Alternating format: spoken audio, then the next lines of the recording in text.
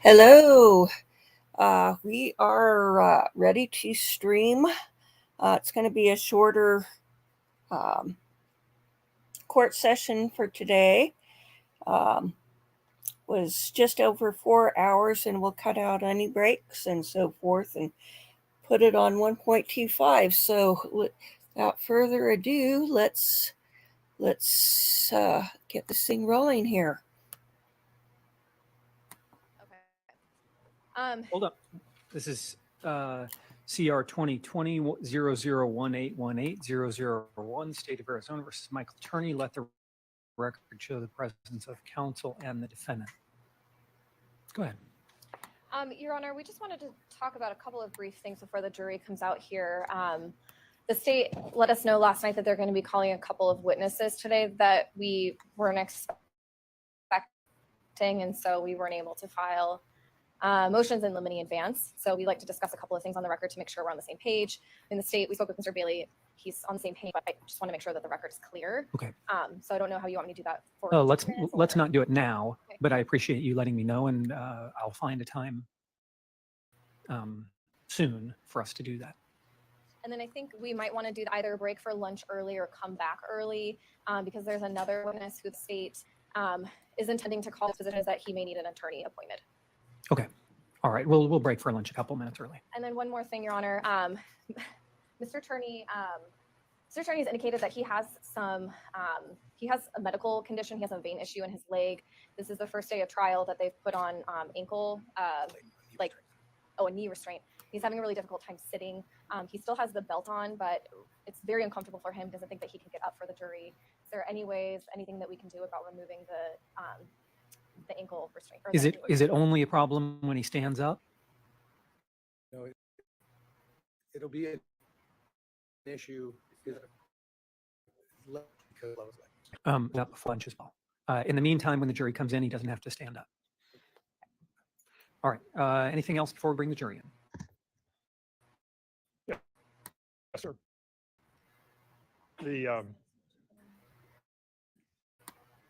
I thought you did this in the jury instructions preliminary, but maybe I'm client interview. There's a final jury instruction that exists in the Rajis, so I didn't do it in the preliminaries. It's not a standard preliminary, but it is a standard final. And so I was planning on talking to you about final jury instructions within a couple of days anyways, so you'll let me know that that's going to be a state's requested. Yes. Anything else? All right, then let's get Mr. Turney back on the witness stand, and Angela, you can bring the jury.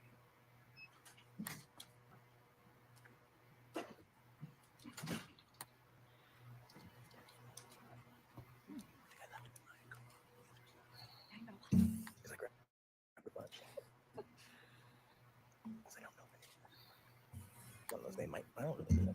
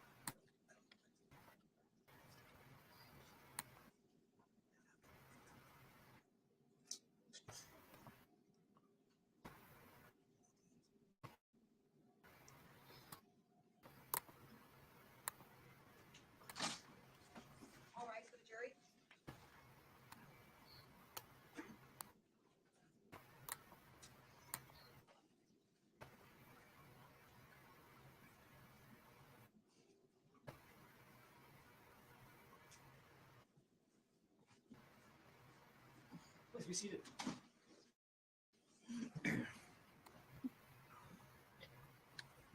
We are back on the record in State versus Turney. Let the record show the presence of counsel, the defendant, and the jury. Morning, ladies and gentlemen. Great to see you back this morning. Thank you so much for making it back on time. I really appreciate that. Let the record show that witness John Turney is back on the witness stand. Sir, I'll remind you that you are still under oath. And Mr. Bailey, you may resume your direct examination of the witness whenever you're ready. Thank you, Judge. We left off talking about one of the areas we left off talking about was where you were living at various points. And we spoke about Alissa coming to live with you for a short period of time, approximately 2 weeks, I think is what you said. You know why she came to live with you? Just from what I know, each other. All right. And when you say they, are you referring to the defendant, your stepfather, and Alissa, Turney? Correct.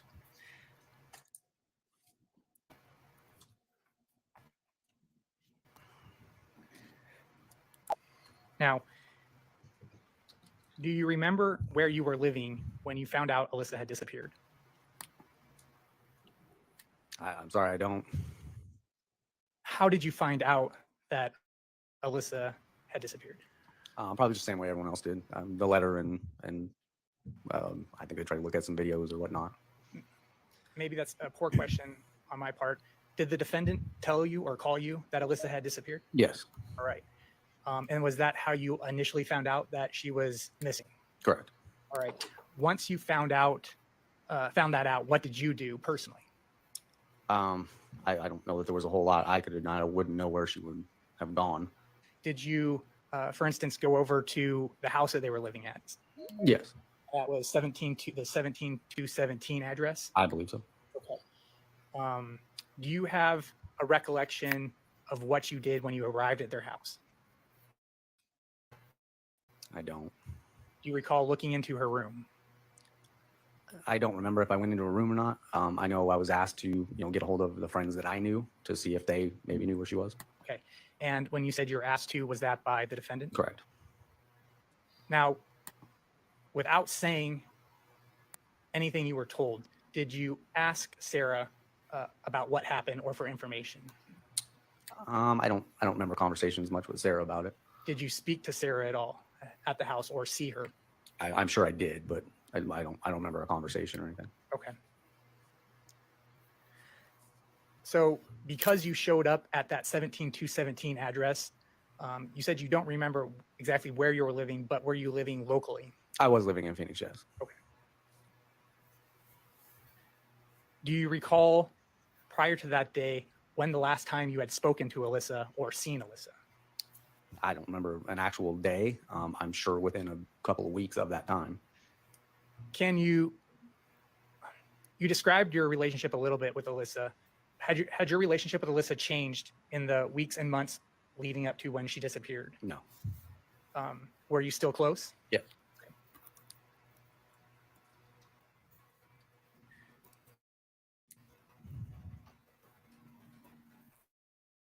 Before I forget, we talked about some family. Does Alissa also have some aunts? Yes.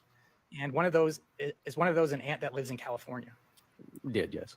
And when I say Alissa, was that aunt as yours as well? Yes. And when you say did, does that mean she passed away? Correct. And how close were you and Alissa to that aunt? I was closer in the family than anybody to Lynette. How much contact Alissa actually had with Lynette, I'm not terribly sure. Was it someone that she had ever gone to stay with? I don't believe so. And was it someone that she lived with before? No.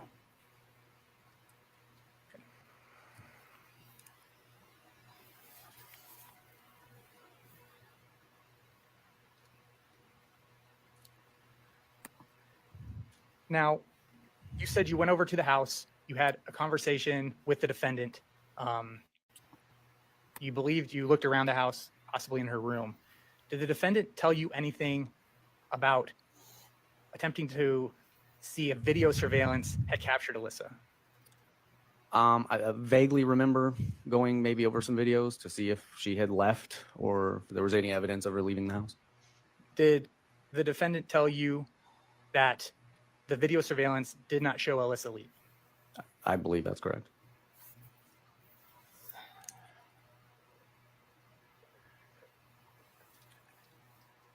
After going to that 17217 residence, what did you do in the days and weeks following? That's a bit of a blur, but I think I remember, like I said, contacting some of her friends that I knew better than maybe the rest of the family did. But the response was always the same. No one had seen her. Okay. Was there a person, based on your personal knowledge, if you know, was there a person in the family who everyone left to do the bulk of the searching? I believe our father. Okay.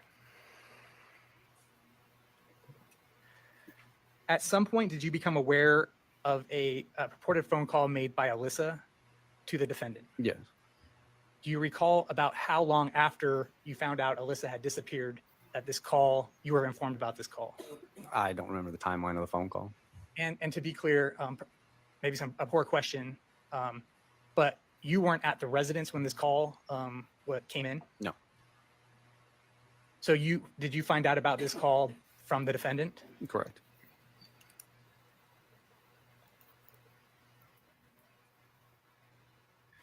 And excuse me if I asked this question already, but did the defendant tell you anything about what was said, or if anything was said during that call? I don't remember if there was an actual conversation or that she left a message other than he was trying to get the actual phone number from that particular payphone.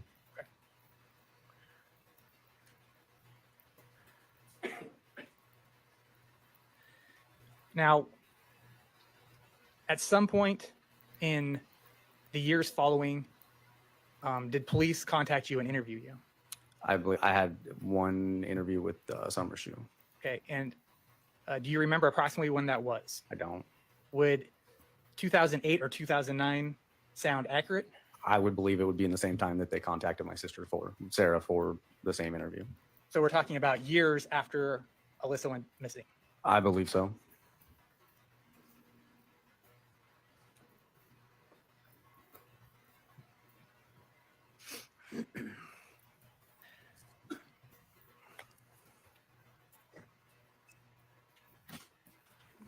Oh, one more here.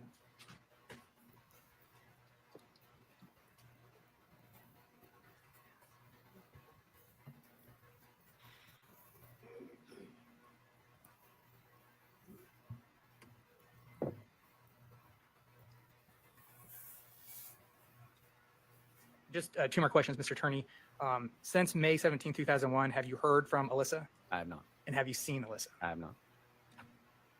No additional questions, Your Honor. Thank you, Mr. Bailey. Cross-examination. Ms. Hicks.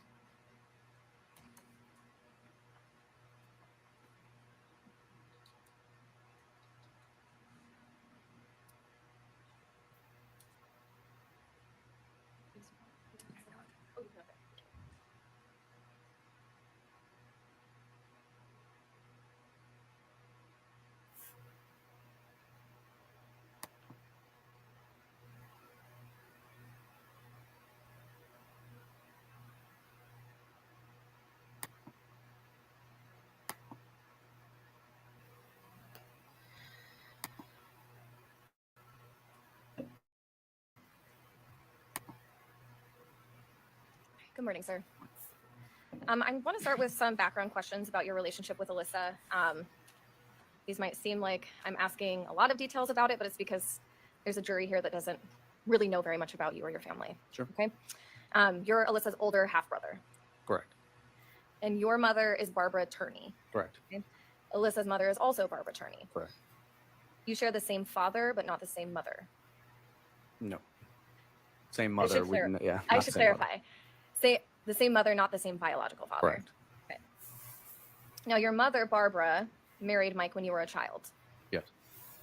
And later, Mike adopted both you and Alissa. Correct. You were raised by Mike. Pretty much, yes. So was Alissa. Mhm. Is that a yes? Yes, sorry.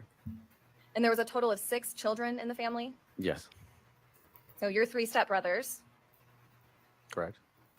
Rhett, James, Mike Jr., Correct. Sarah, Yes. Mike and Barbara's daughter, Yes. Alissa, Yes. and you. Correct. Now, you and Alissa were not Mike's biological children, Correct. but you and Alissa called him dad. Yes. Mike adopted both of you. Correct. And even though you and Alissa were adopted, you told the police that Mike didn't treat you or Alissa any differently. Correct. He raised you as his own children. He did. In fact, in 2008, you told the police that your father went out of his way to make sure you and Alissa were happy. He did. Now, sir, I'd like to turn now to some of the differences between how you and your sisters were raised.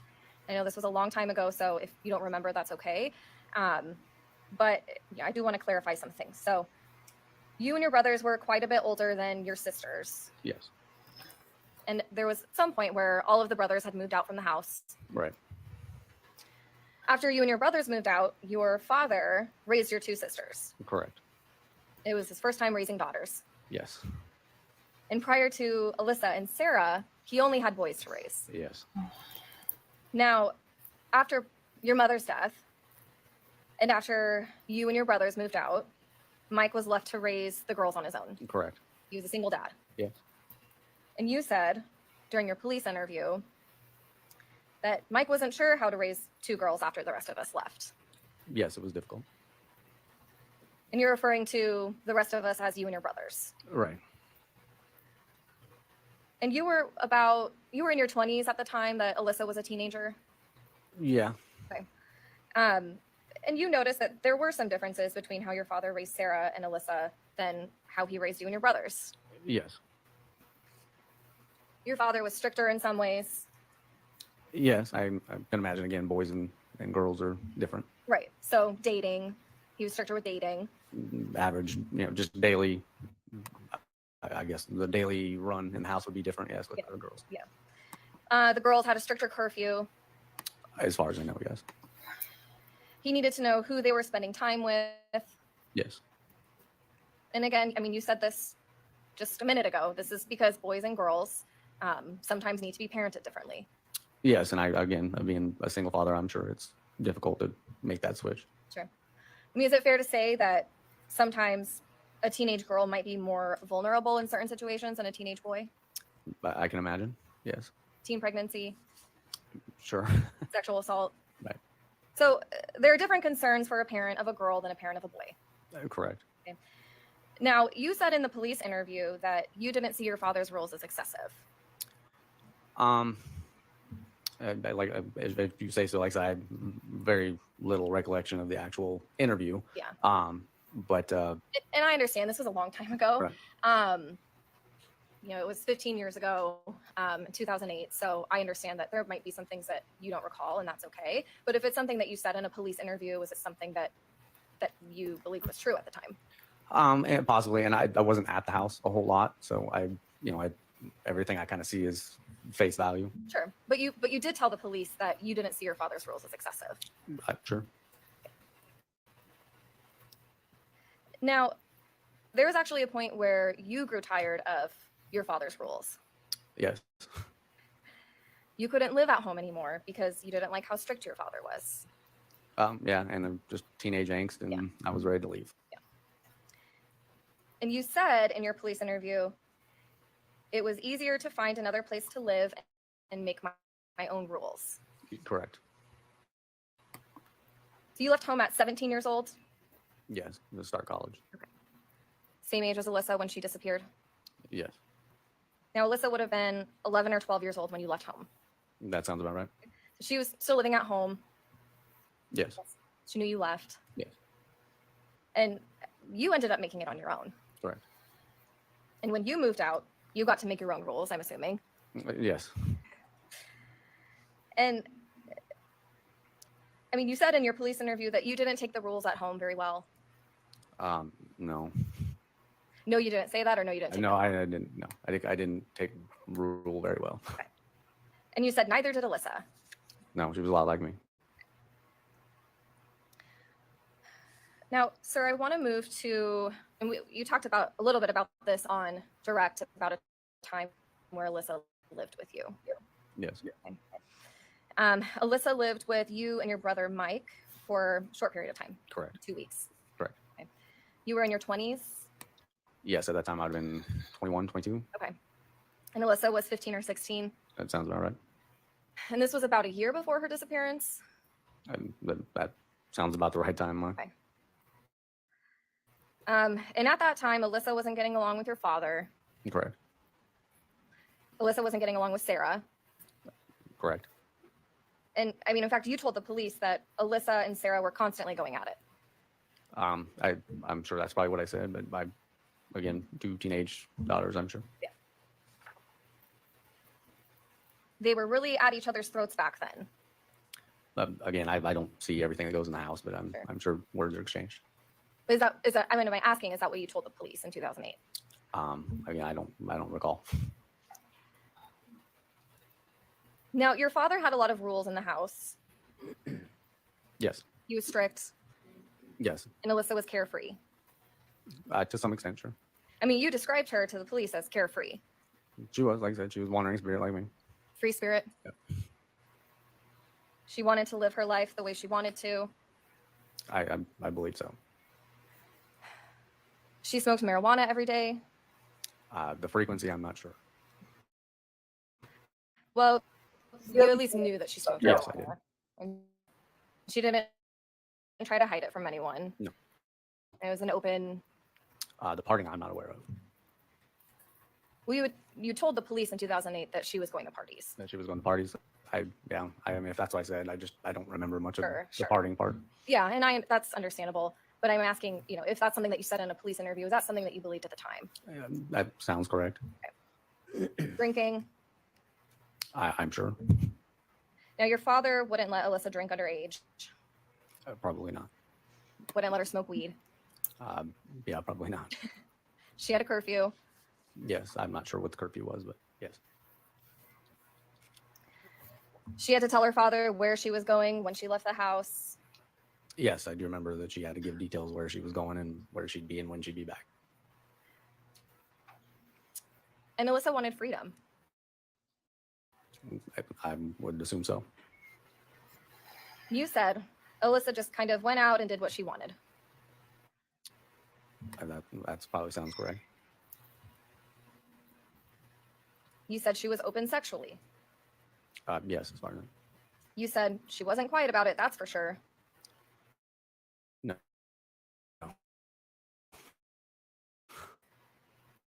She confided a lot in me. You described her as an early bloomer. Yes.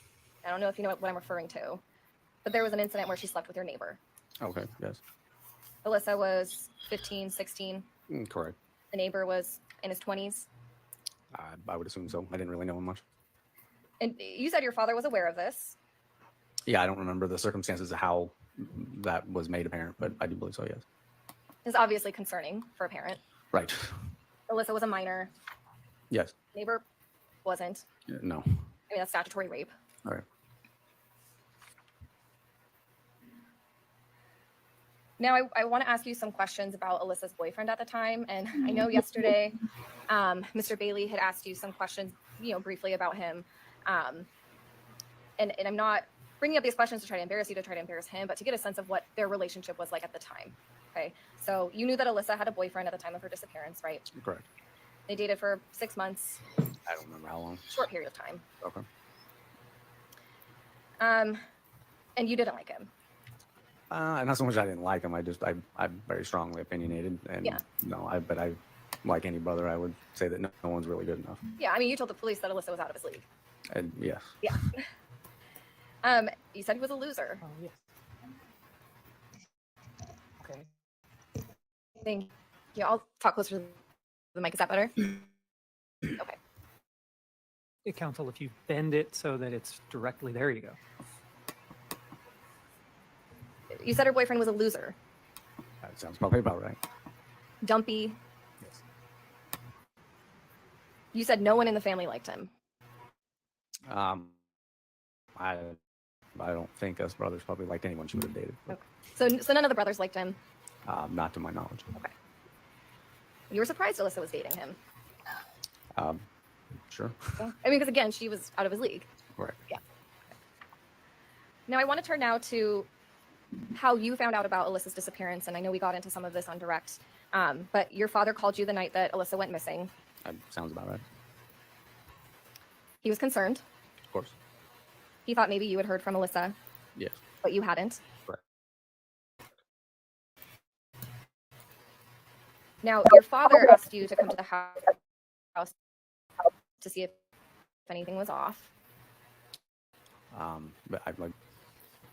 Now, your father had surveillance cameras around the house, Yes. one outside. I don't remember them all, but I'm sure there was one in the driveway and whatnot. Okay. So one inside, one outside. Object at this point, Judge, to personal knowledge. I believe the witness testified that he was not aware of those. Counsel, can I hear the question again? There was a camera inside and outside. The witness may answer if he knows. I was not aware of the cameras inside until everyone else knew at that point. Okay. Now, when you were asked about any surveillance on the day that Alissa went missing, this was about 7 years after her disappearance, right? Correct. It's during that police interview. I don't remember that part of the interview, but sure. Yeah. So, Detective Summershoe asked you whether or not your father showed you any surveillance footage of the day that Alissa went missing. Okay. I guess you're referring to the report, correct? And you told him that your father probably showed you the surveillance tape because that's something he would have done. Right. But you didn't remember. But if you had seen Alissa, that's probably something you would have remembered.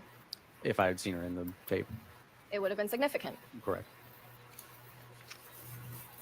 Now, you told the police that Alissa knew where the cameras were in the house. Yeah, I don't remember who told me that they were there, but like I said, by that time I would have known. And I remember some discussions on the videos in the house. I understand. But the question is whether you told the police that Alissa knew the cameras were in the house. I'm sure she probably did when she found out. And you told the police that she knew how to get out of the house without being seen. I'm sure she probably figured that out. Object to personal knowledge for that.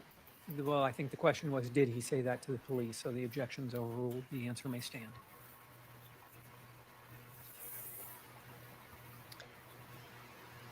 Sir, during your police interview, you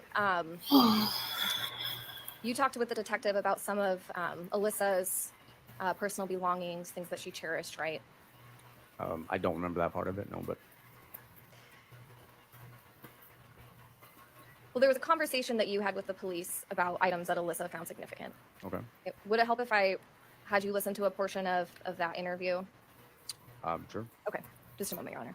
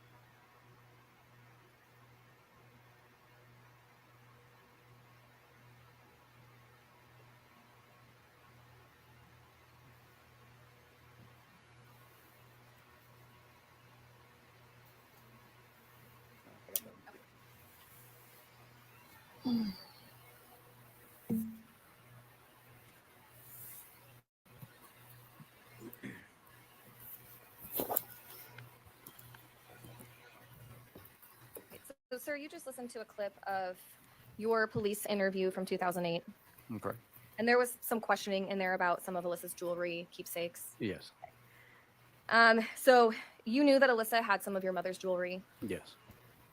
and there was a necklace of your mother's that she wore occasionally, Correct. but it wasn't something she wore all the time. To my knowledge, no. You said it wasn't exactly modern jewelry. Right. Right? It was from the 80s. Right. You said Alissa liked to wear trendy jewelry. Incorrect.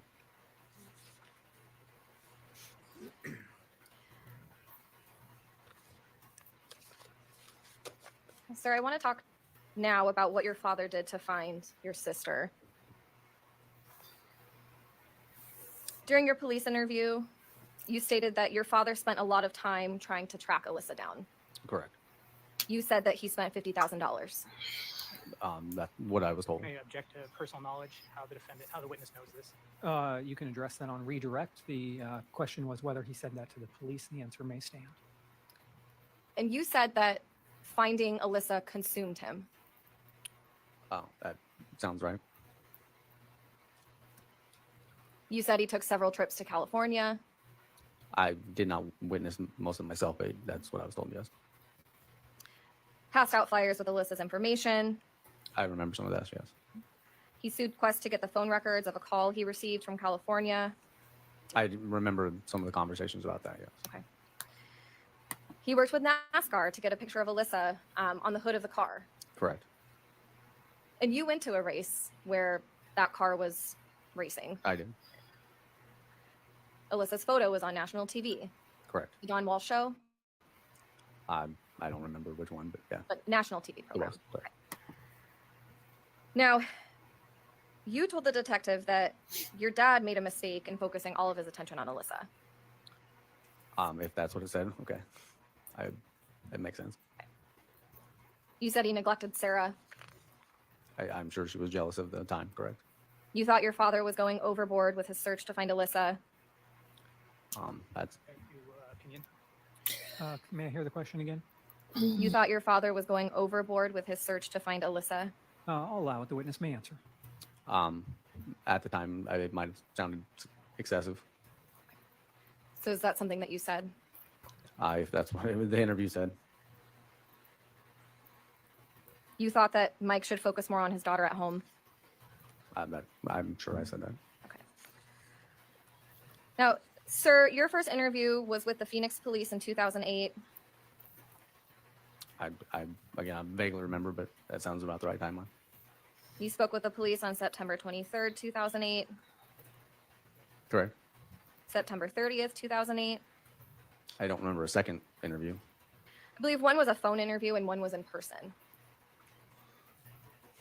I'm sure it's probably right. I don't remember a phone interview. Well, you spoke with the police in 2008. Okay. That was your first time speaking with them, correct? Okay. Correct. And the defense team actually asked you to participate in an interview. For the trial? Yes. I'm not sure. You didn't get notified of an interview request? Not to my unless the advocate had said something about it, but I don't remember a direct question. The only one I talked to was the prosecution, and I didn't talk to them before the trial. Were you aware that defense had requested an interview? Like I said, I don't know if she made it clear that you guys were requesting. They just asked if I wanted to talk to the defense. Just a moment, Your Honor.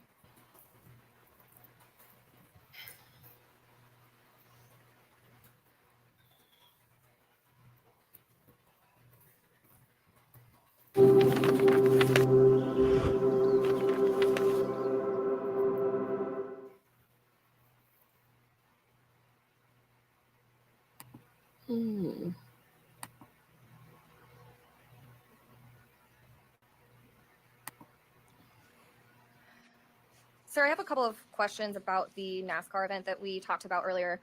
Because you had stated that you were at that event. Correct. Was your father at the event as well? Yes. Did you pass out flyers or anything? I don't remember. It's possible. I don't remember if we did or not. And then do you remember what year that was? I don't.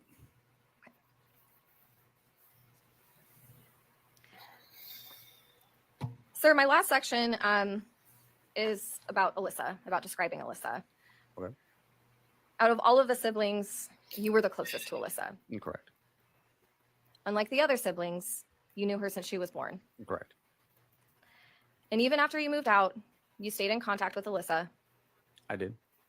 You would talk on the phone sometimes, Correct. sometimes visit in person at the house. Yes. She lived with you at some point. Correct.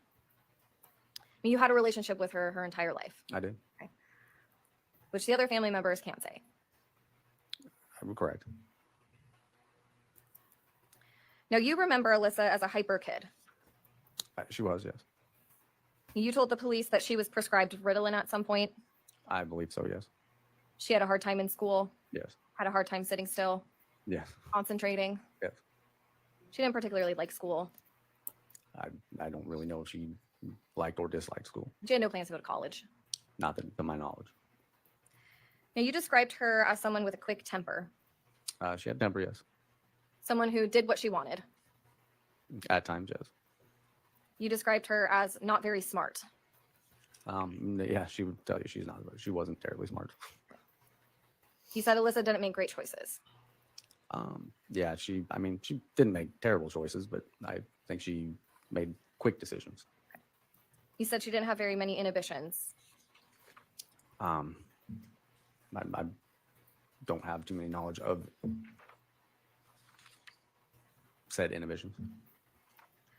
Well, and I'm not asking you for specific examples. I'm asking you if that's something that you told the police, that she didn't have very many inhibitions.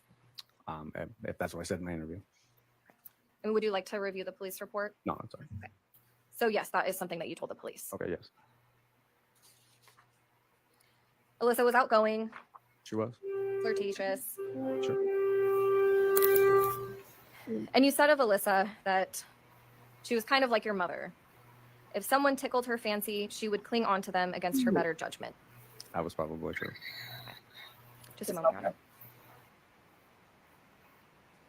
All right, thank you, sir. No further questions. Thank you, Ms. Hicks. Mr. Bailey, any redirect?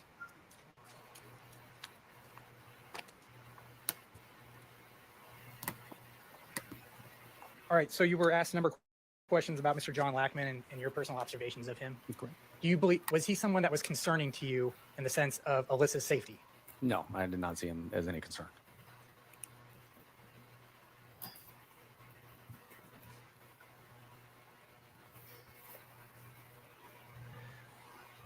You talked about a number of things that the defendant did to look for Alissa. You stated that you were also, on direct, you stated you also were not around that often. How did you find out about many of the things the defendant did? A lot of stuff was just what I was told, what was being done in the search for her. Was one of those individuals telling you that, the defendant? Yes. You spoke about Alyssa's grades and how well she did in school. Did you ever actually observe the grades that she was receiving while in school? I don't remember witnessing grades. I might have seen them, but I don't remember. I just remember they weren't terrible, but they weren't great. You've said a lot of things on cross-examination about the witness, or excuse me, about Alyssa's behavior and demeanor. She was your obviously biological sister. Correct. Would you have described her as a good kid? She was. I would describe her very much the way I was. I was very outgoing and I didn't like rules, but at the same time, I wasn't terrible either. But I stayed out of trouble as much as I could. I didn't get into too much trouble.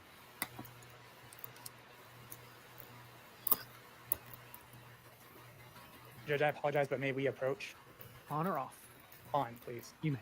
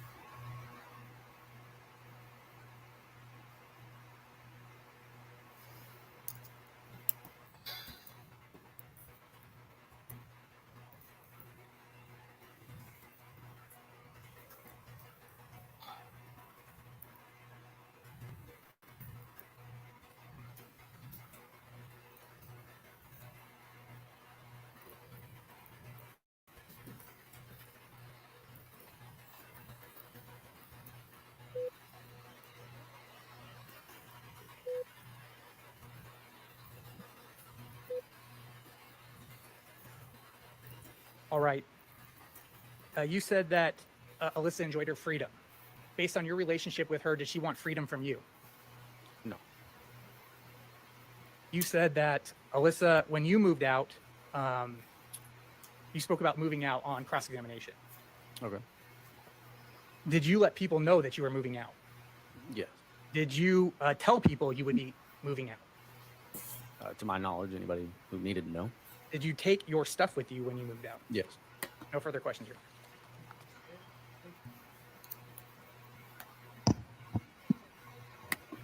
It appears that there are none. Thank you, sir. You may resume your seat in the back of the courtroom if you'd like. For our juror who is having trouble hearing, you hearing okay? We do have headphones if that will help.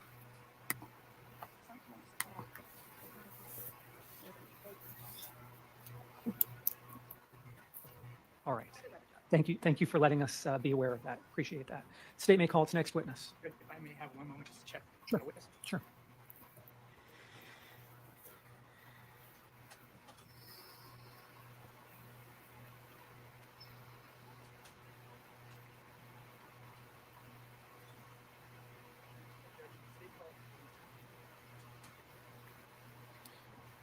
Sir, if you'll please come forward and approach the clerk, she'll get your name from you and swear you in. Yes.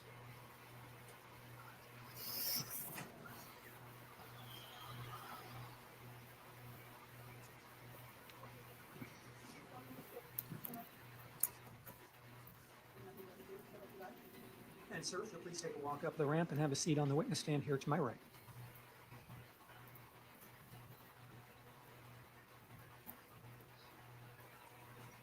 Mr. Bailey, you may proceed with your direct examination whenever you're ready. Thank you, Judge. Can you please introduce yourself to the jury? I'm James Turney. Okay. And what do you currently do for work?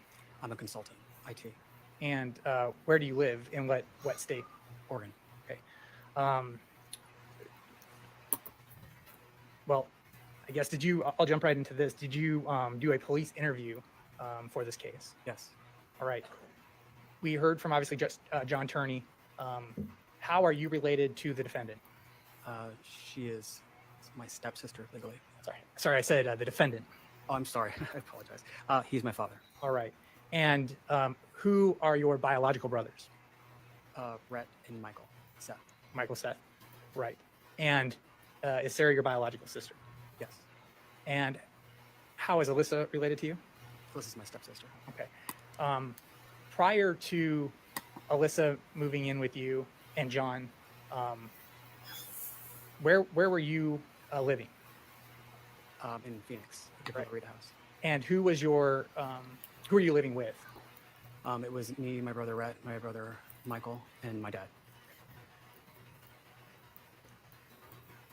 At what point did your father marry Barbara?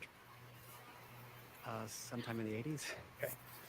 And is that when and when did Alissa excuse me, and you said in the 1980s, was your father at that time working?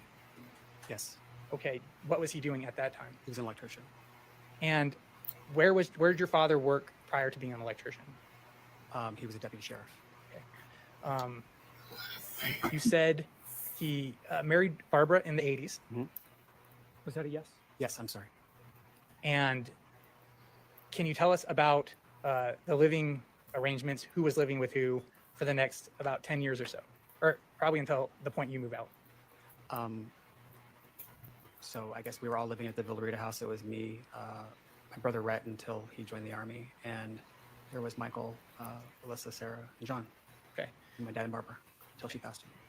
And you said Barbara passed, and we've heard a little bit about that. Do you recall when she passed away? It was 1993, I believe.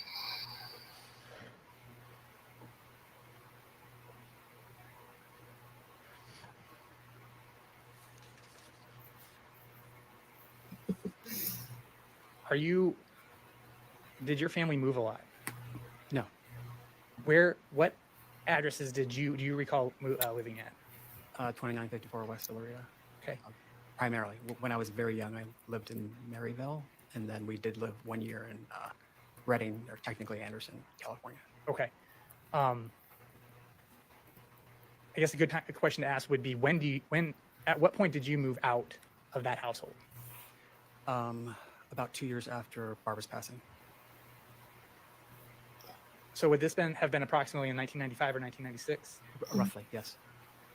Who was living with the defendant at that time? At that time, it was me, my sister Alissa, and sister Sarah. I think Michael and John had moved out by that time. I think. I'm not 100% sure. And when you moved out, did you move somewhere local at that time? When I moved out, yes, I went to live with my mother for a year when I was going to ASU, and then I moved in to an apartment in Tempe. Did you maintain contact with the family after you moved out?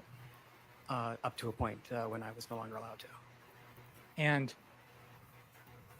what was your relationship with Alissa like prior to moving out? Like a lot of my siblings, I'm kind of like the sub-parent. So it was seen as kind of like a little bit more than a bigger brother. So it was the one who, when they were younger, if my dad or my stepmom went around, I was the one making sure that they were up and moving, had food, did their homework, cleaned their rooms, got to school. Later, after Barbara passed, my dad was very ill when we got back into Phoenix, and I even did like school conferences and stuff like that with teachers. All right.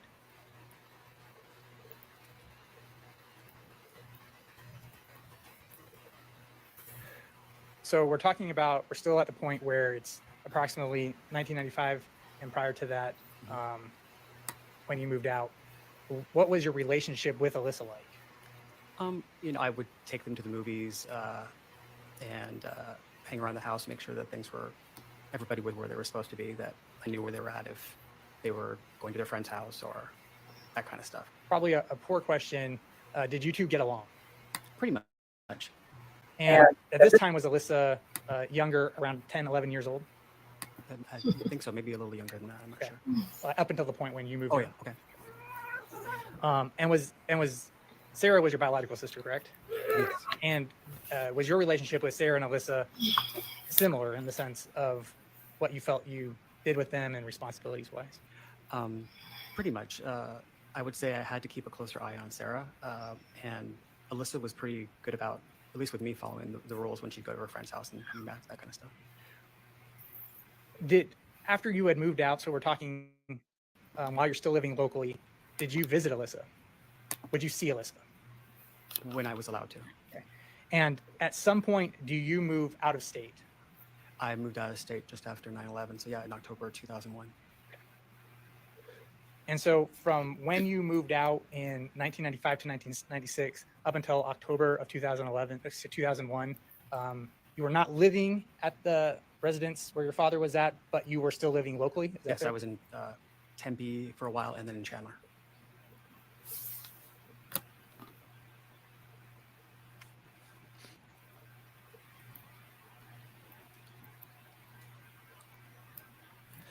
Right.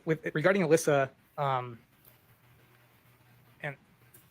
were you aware of what she did during the day, like her daily life While I was out of the house, while you're at the house? most of the time she went to school. She played with her friends. She was very active. So. Okay. And one moment, Your Honor.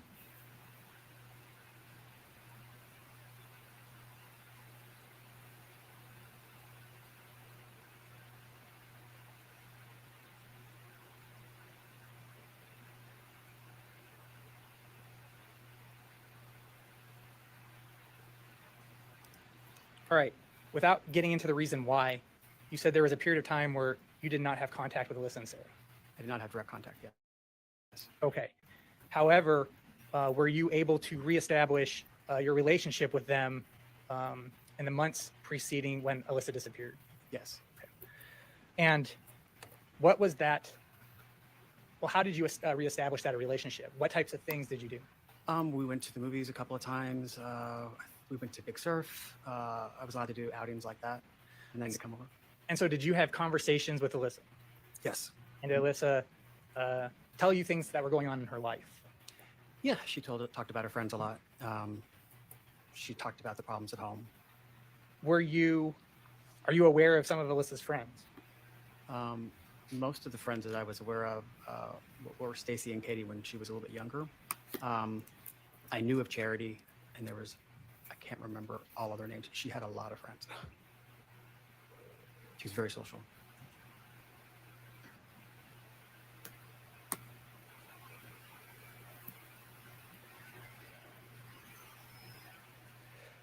Based on the time that you spent with Alissa prior to 1995 and 1996, was there a brother that Alissa appeared to be closest with? Definitely, it was John. And we've heard about this, and you were in the courtroom, were they biological brother and sister? Yes. We heard a little bit of a description from John already, but could you describe just Alyssa's general physical appearance? She was probably close to my height, or maybe a little bit shorter. Blonde hair, dressed well. And what's your height? I'm 5'7". Okay, and was she average build? Yeah. And now we're going back to after you reestablished relationship with her, were you aware of her having any pets? No, I do for some reason think that there might have been a ferret. For some reason, I don't know why. Okay. Were you aware if she had a cell phone? Yes.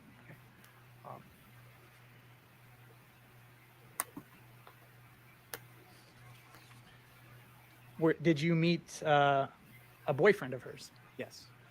Who was that? John. And you said you personally met him. Yes. What were your impressions of Mr. Lack? Thought he was incredibly sweet and nice guy.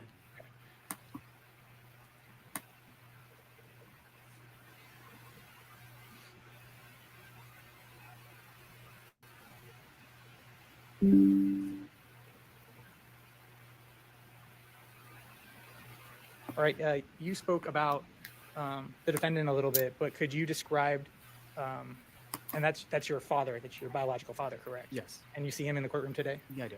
Okay. And if you could identify him, state where he's seated. He's to the left of the six. Okay. May the record reflect that the witness identified the defendant. The record will so reflect. Thank you. Back in 2001, was the defendant need assistance of like a wheelchair? No, Was he a physically capable individual? incredibly so. Okay.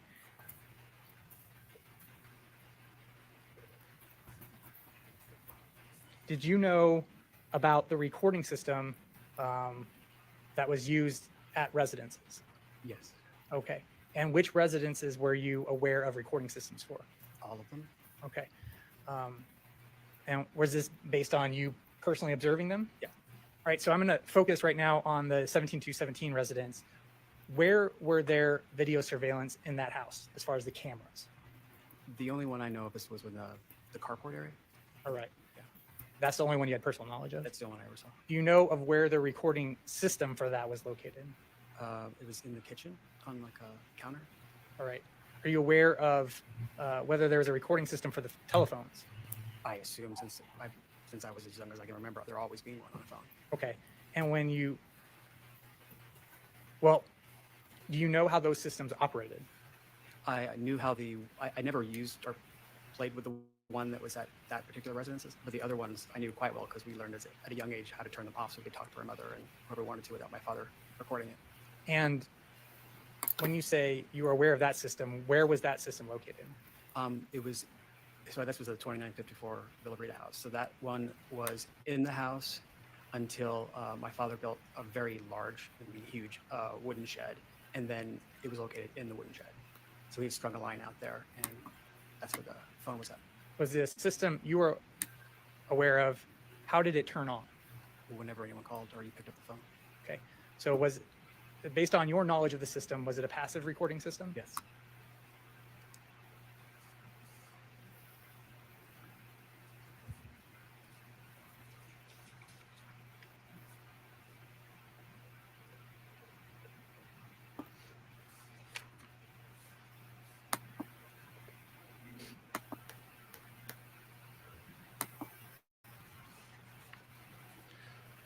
All right. How did you become aware that Alissa had disappeared? My father called him. Okay. And father tell you when he called you about her disappearing? That Alissa was gone and she left a note. And that she had left a note. What did you do? I believe I talked with him for a bit about it, and I came over soon after. I don't know if it was the next day or whatever.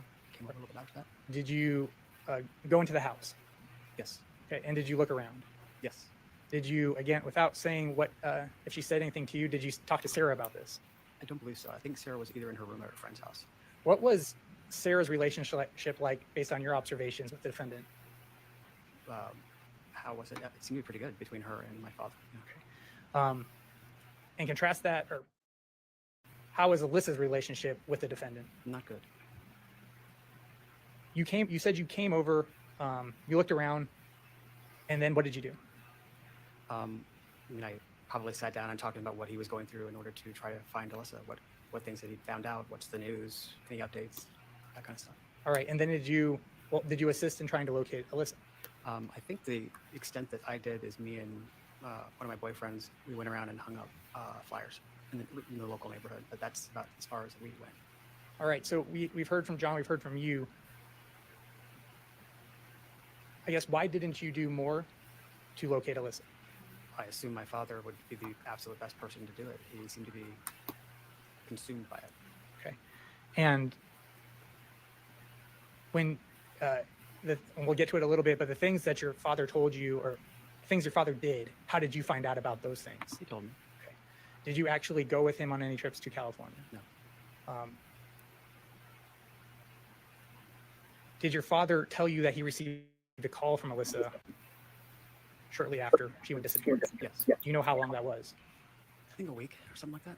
What did your father, defendant, tell you about the call? What he told me initially was there was nothing on the other end except static or garbled or something like that. There was no coherent thing coming on the other side, and he was yelling into the phone, "Alissa, is that you? Alissa, is that you?" Until the phone hung up. So did he tell you he actually spoke to Alissa? No, there was no conversation between the two of them. And when he told you this statement about the call, how shortly did he say that the call had occurred? Did he, within a day? I mean, time frame. I think it was that day or the next. I'm not sure. I think it was that day though, because it was early. I think the call came in.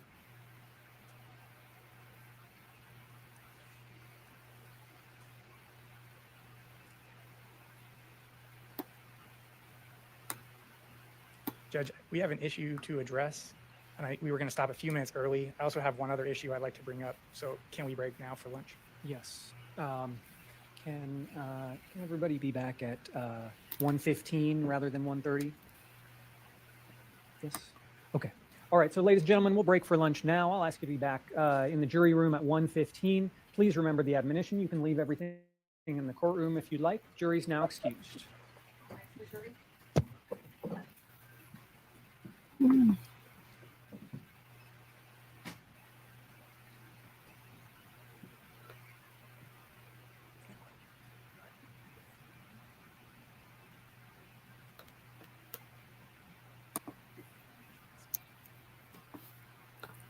So you're free to stay. Please be seated. Let the record show the presence of counsel and the defendant. Jury is not present.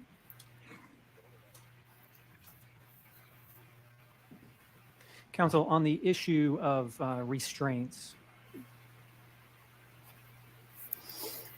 the sheriff's office does have a right to be present. So I'm going to ask Mr. Imberdino or Mr. Bailey to contact the person in your office who represents the sheriff's office and ask them to be here at 10:15 tomorrow to address the issue of restraints. Any concerns with what I've just asked? Okay. Go ahead. Testimony I want to elicit. Microphone. Sorry, Judge. There's testimony I want to elicit from the witness right now. It goes into an area that I believe is inadmissible. So I'm going to lead the witness through that portion of the testimony. I just spoke to defense, and I think they've agreed to allow that, but I'll allow them to make their position. Any objection? I will let Ms. Hicks address that. Like, if there was an issue like Yeah, and actually from defense's perspective, and I think that Mr. Bailey is referring to a conversation James had with Alissa that he discussed with the police. From defense's perspective, It comes in under a hearsay exception because it was state of mind, excited utterance, present sense impression. It was a conversation that James describes as where she was upset, visibly upset, sobbing, hysterical, and relays information about how unhappy she was. So, I mean, from just defense's perspective, I think that that should come in under a hearsay exception. When did the conversation happen? A month prior to Alissa's disappearance. And the extent of his testimony would be that she had a conversation with him in which she was visibly upset? Of my testimony or the state's? Of my So the state is saying they're trying to avoid some testimony. What is the testimony that you're trying to get into beyond what I just recapped? Sure. Well, I mean, my testimony is questions about her explaining that she was exhausted, unhappy, what was going on in her life at the time, that she wanted to be independent, that she didn't want to live with her brothers. And when you say that she was unhappy, what do you expect? Were you going to ask what she was unhappy about? Well, I don't think that the witness says in his police interview. In the police interview, he says that just simply that she was unhappy. So I wasn't going to ask what she was unhappy about, but I did have a line of questioning about living with the brothers and wanting independence. Okay. And the state's position is? So, Judge, here's the issue with this. First of all, Mr. James Turney exercises the right not to be interviewed by defense. I asked him specifically about that issue, about that. It's a walk that they go on. The defendant, Mr. James Turney told me that the incident was that the defendant put his hand on Alyssa's leg in the car. She ran out of the car screaming. She said they went on a walk. She became emotional. She told him that her dad tried something. And because of that, she wanted to get out of the house. So I believe that went into inadmissible areas ruled by this court prior. And so I wanted to avoid eliciting any of that information completely. So is it your belief that he would testify that she was upset at James or she was upset at her father? She was upset at her father, and we couldn't narrow down how close the event occurred of when the incident in the car and this walk. The closest we could possibly put it at was a week. So I did not believe it qualified as an excited utterance for that purpose. Okay. And may defense respond? You may. I guess there's a couple of issues. First, James never once in his defense interview had mentioned this incident in the car. He was specifically asked by the detective whether there was any sexual abuse in the house, and he said no. So it's very concerning from defense's perspective that there's now this new version of events that hasn't been disclosed. We're just learning about it now for the first time. And James never said anything about that being the event that made Alissa was upset during that interview. Order.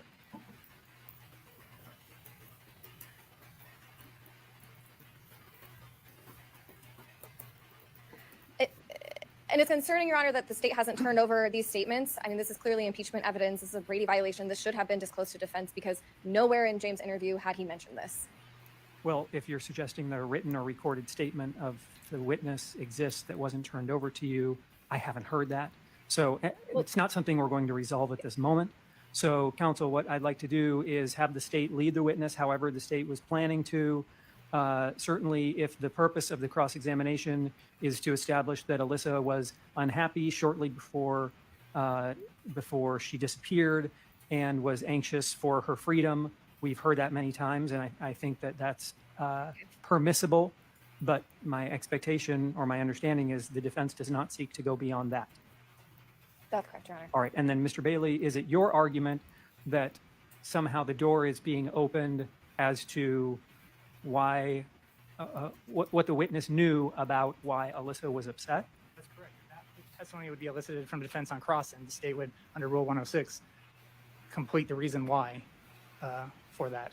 Well, based on the prior rulings of the court would find that pursuant to Rule 403, the danger of unfair prejudice would outweigh the probative value. So I would deny the state's request to go there into what Alissa had alleged regarding any sexual issues. But I'll permit the defense on cross, if they want to establish that he talked to Alissa a month before, that she appeared to be upset with things at home and was anxious to get out of the house and have her own freedom. We've heard that many times, and I would allow that. Okay. Any questions about the court's ruling? No, Your Honor. I just have a question in regards to, and obviously at this point, obviously we haven't asked or filed anything, but for a Brady violation, it doesn't need to be a recorded statement. If it's impeachment evidence, which this would be, it's a conflicting statement to what he said. The state needs to turn that over regardless if it's recorded or written. You've made your point. Anything else we can address?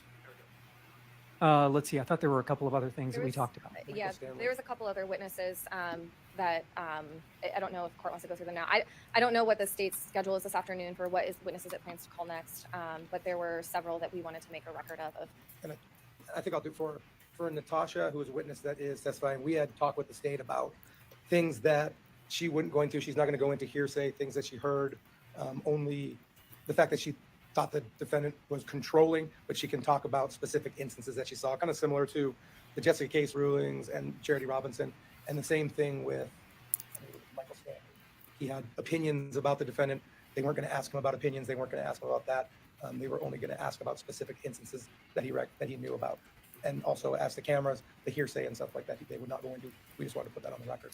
And then additionally with... Hold on. Let's just go one at a time. Is that the state agreeing with what Mr. Jackson just said? Okay. And then additionally with Natasha Larson, there were some statements that she made during the defense interview about hearsay statements that she had heard from Alissa telling her that she's always grounded. And then her opinion that Mike treated Alissa and Sarah differently because Sarah was allowed to do whatever she wanted.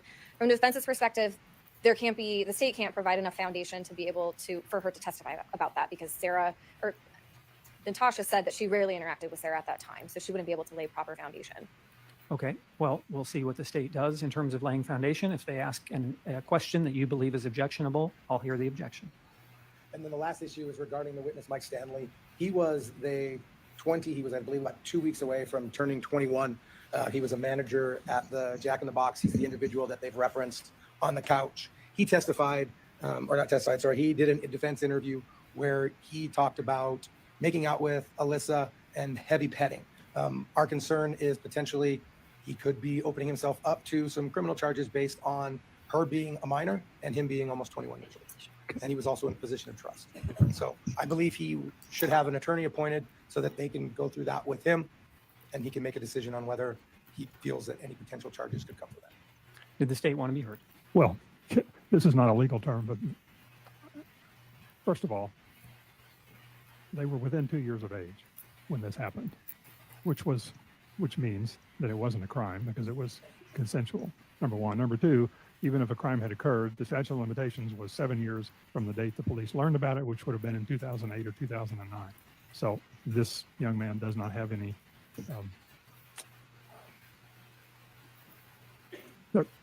no charges could be filed at this point, even if a crime occurred. All right, any response? I disagree as to the age. It is quite clearly it is more than 3 years. He was almost 21. She was still 17. His birthday was May 15th of 1981. He was 1 week away from. So he's at least 20. He was 20 years old. I think Mr. Imbordino's point is where they're within 2 years of each other. No, 3 years because he would have been 20 in 2001 and Alissa was 17. Regardless of that, and also the first time that they learned about the heavy petting was during an interview in 2023, which is the sexual abuse allegation. The video, Your Honor, was in police possession after the search warrant in 2008.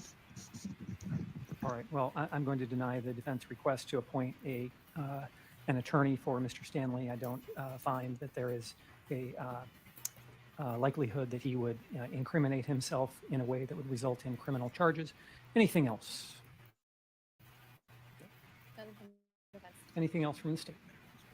No, sir. All right, then we'll resume at 1:15. Have a nice lunch. We are now at recess.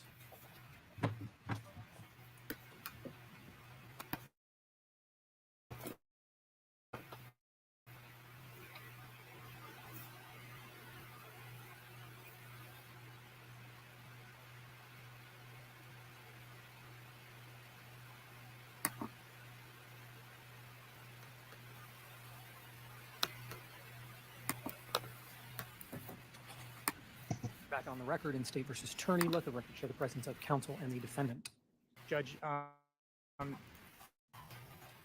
break, the witness, James Turney, clarified that he did not say that if the defendant did something sexually, as in the vehicle. He said that Alissa said that her father did something to her. So I expanded upon that. It must have been something that I thought went together. I still thought it was impermissible, which is why I wasn't going to go to that. However, I wanted to correct the record based on what he had told me. All right. Anything else before we bring the jury in? That's a mistake. Oh, and then, oh, yeah. Judge, I guess we got to one of the witnesses, John Turney, testified to something that I did not expect him to testify to, which was fine. We do not need another witness to come in and say that now. So we have one less witness today. We are left with, after James Turney, two witnesses. I believe it's Mike Stanley, and Jessica Case Lane. So those are who we have. We might finish a little bit early today, Your Honor. Okay. Thank you. All right, Angela, let's bring the jury. And just briefly, Ms. Miranda spoke with us and let us know that she spoke to her supervisor and they were able to remove the leg braces, so we don't need to address that tomorrow. Excellent. Thank you.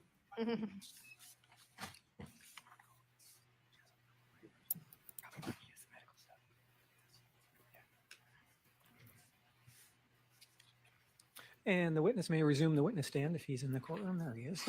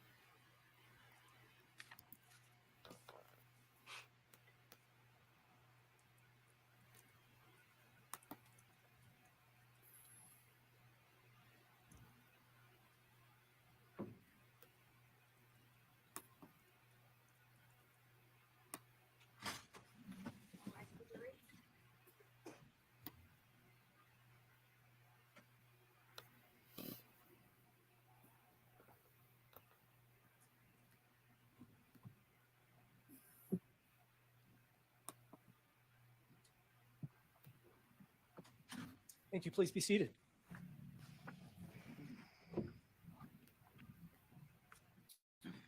We're back on the record in State versus Turney. Let the record show the presence of counsel, the defendant, and the jury. And witness James Turney is back on the witness stand. Mr. Bailey, you may resume your direct examination of the witness whenever you're ready. All right, thank you, Judge. We left off with you letting us know about a phone call that the defendant told you about, correct? Yes. And you said you could not, there was nothing that he told you that Alissa had said? Correct. And that, well, I guess, can you describe that again? How he described it to me was the other end was either static or garbled. There was no communication back and forth. It was him yelling at the phone, Alyssa, is that you? Alyssa, is that you? Did that prompt you to do anything? I said, that must have been, horrible, or probably being sympathetic. Did you return to the house or do anything additional did that prompt you to do anything to search for Alissa or do anything different than what you were already doing? I felt that my father seemed to, from what he was telling me, have every base covered. Okay.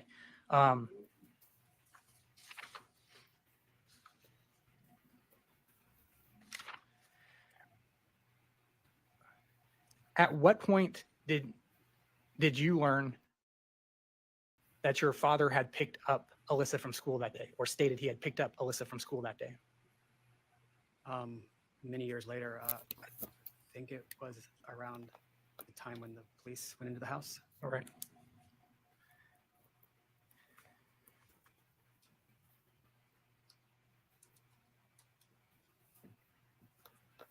And one moment, Your Honor.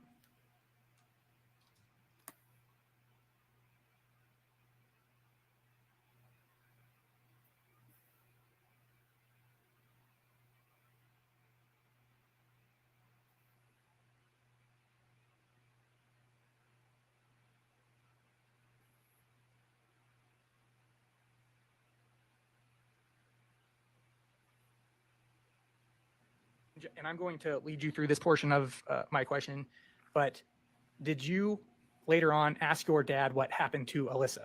Yes. And did your father tell you that two people two electrical workers had killed her? Yes. From the union, yeah. Do you recall when he told you that?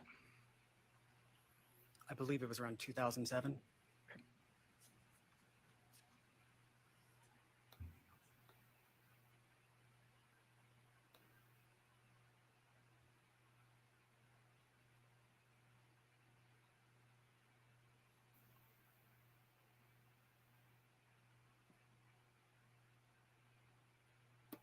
have no additional questions, Your Honor. Thank you, Mr. Bailey. Any cross-examination, Ms. Hicks?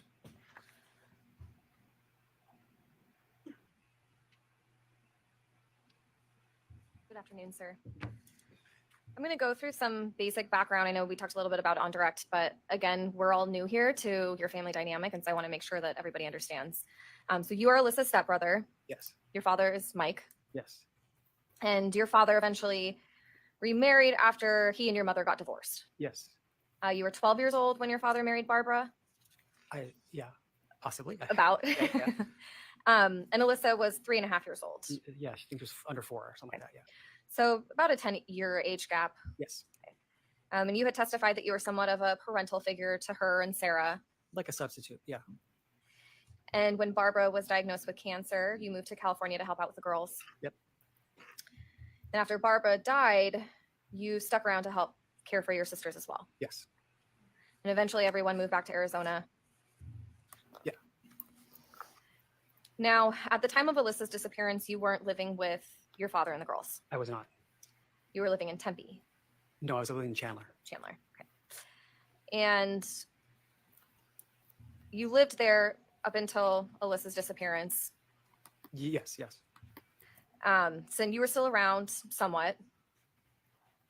The last several months before she disappeared. Yes. So you knew Alyssa from when she was little up until when she was a teenager. Yes. You had a good sense of her personality, I would say decent. Yeah. Yeah. what she was like as a child. Yes. Now, you described her as somewhat happy. Yes. You said she seemed upset about being in the house a lot. Yes. She was stubborn, Yes. confrontational. Yes. You said she was the most difficult of your 6 siblings. Yes. In fact, you noticed that she had some difficulties in school. I believe that's what I was told. Yes. And you told the detective that she was not interested in school. That was what I've been told. Yes. Is that what you told the detective? If that's what it says. Yes. Would it help if I refresh your recollection? Just a moment.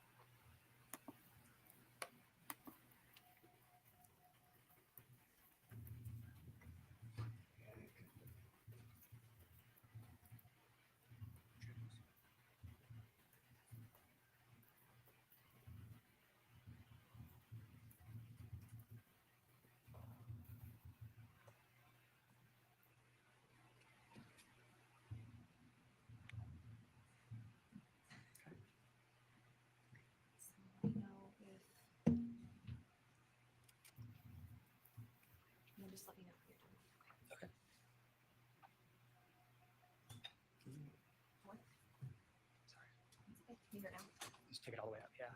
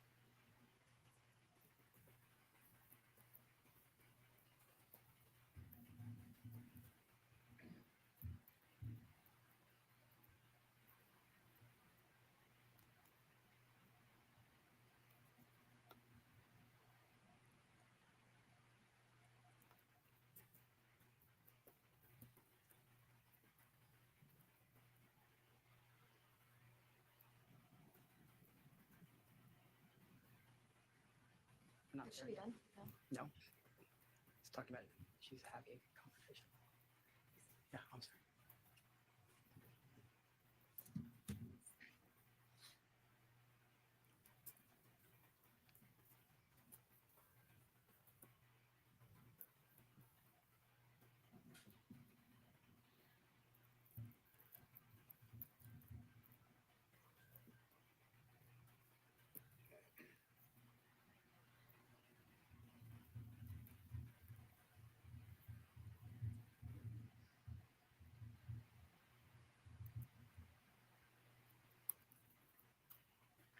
I missed a one in front of it. That's what happened.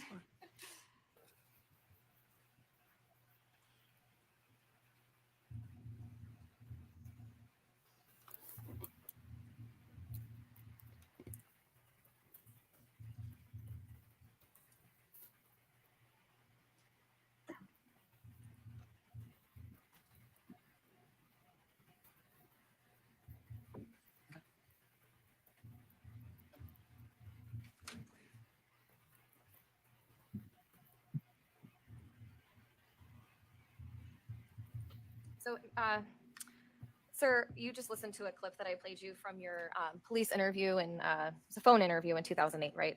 Yes. And in that interview, you said that Alissa was not interested in school. Yes, that's what I was told. She had no plans to go to college. Not to my knowledge. She had difficulty concentrating in school. That's what I was told. Yes. Is that what you said in the police? That is what I said. Yes. She was on Ritalin at some point. Not to my knowledge. Well, that's what you said in the police interview. That's what I was probably told. But is that what you said in the police interview? That I don't remember. Would it help if I refresh your recollection? Sure.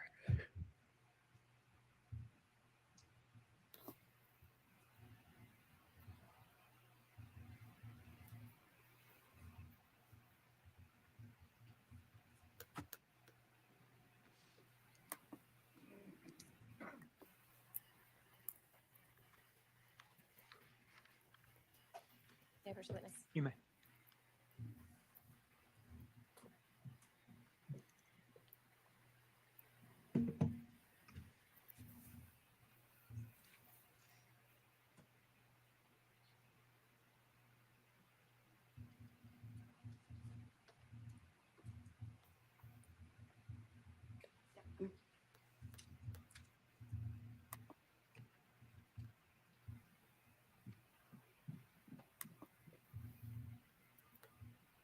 Sir, again, you listened to another short clip Uh-huh. from your interview.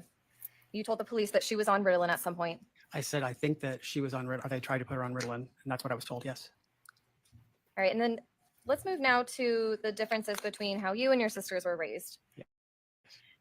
So after you moved out, after you and your brothers moved out, your father raised your two sisters, Yes. and you noticed that there were some differences in the way that your father raised the girls from the boys. Yes. Your father was more lax with some of the rules, Yes. but stricter in other ways, Yes. like dating. Yes.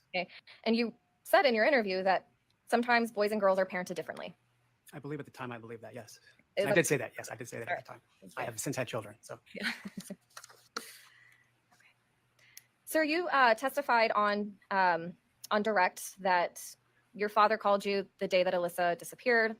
I believe so that day. He asked you to come over to the house. I believe so. Do you remember going through the house to see if anything was out of place? I that day is so long ago, and I believe I don't remember exactly what I looked around at, but I don't remember anything being out of place Right. specifically. So if there was like furniture moved around or holes in the wall, you would have Nothing like noticed. that at all. No. You would have noticed that, right? Their house was specifically less clean than I grew up with, and it was very cluttered, so it was kind of hard to tell, but nothing like holes in walls or something like that. No blood. No, You saw your father that day as well. I did. Yes, You didn't notice any scratches on his face? No. Bruising? not that I could see. Just a moment, Your Honor.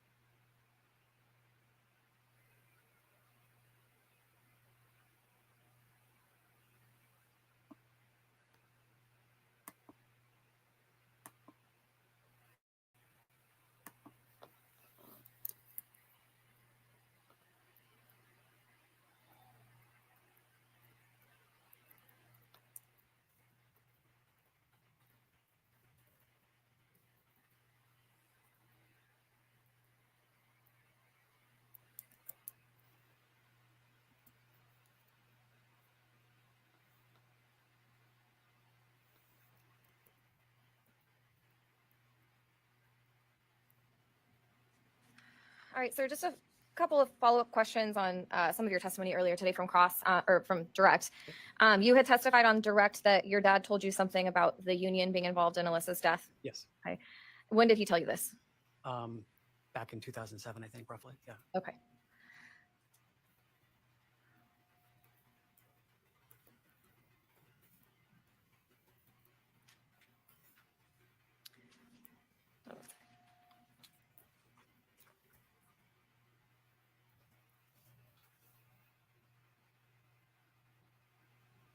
Was that over the phone or was that in person? It was in person. Okay.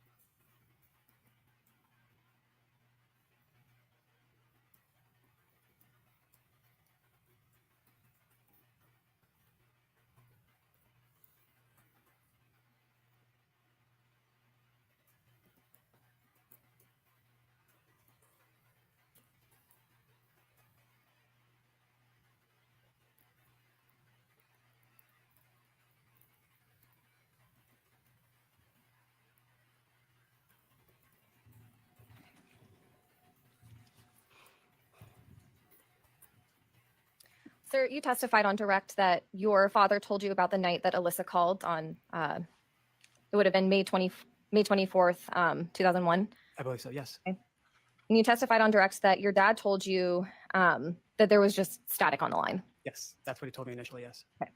And in September of 2008, you would have been 34 years of age. Okay. Yes. Yes. And in September of 2008, you spoke with detectives and you listened to a portion of that interview earlier. Yes. And you told the detective that you didn't know what Michael had claimed Alissa said. Yes. Because she didn't say anything to him. But that's different from saying that there was just static on the other line. Well, that's something. He was yelling at the phone. He said it was garbled. But you told him you did not know what Michael claimed Alissa said. I did. And you never told detectives during that interview that your father only said there was static on the line. I don't think I went into a deep discussion of it. No. Okay.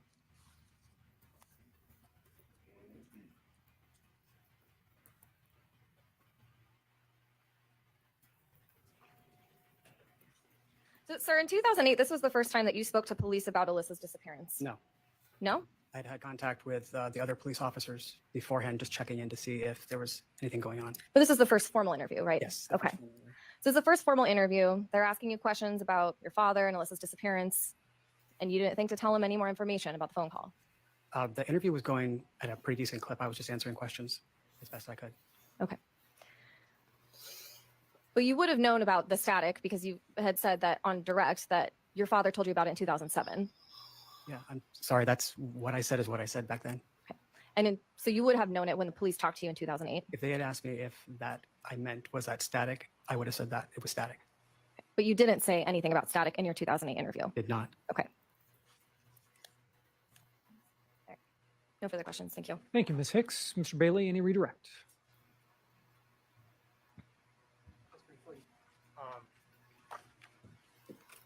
You were asked questions about Ritalin and some things that you were told about Alissa.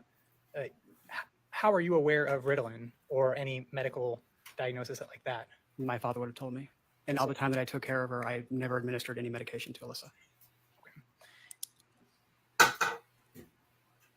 And you stated that you went over to the house the day Alissa went missing after your father had called you and told you that? I believe so. Do you remember if it was the day that he called you or the next day? I can't say for 100% certain. When you went over there, were you looking for signs of blood? No. Were you looking for damage inside the house? No. What was your purpose for going over there? To see what was going on, to get more information, see if I could be of any help.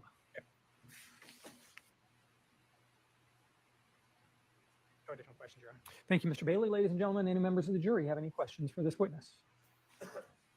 It appears that there are none. Thank you, sir. You may resume your seat in the back if you'd like. And the state may call its next witness. May I check in the hallway? You may.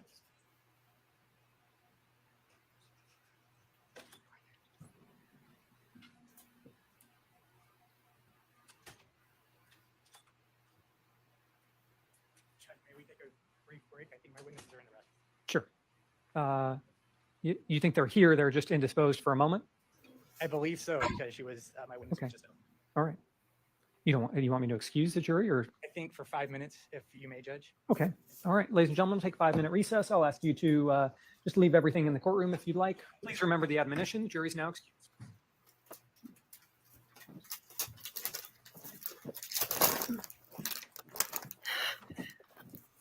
Hello, kitty.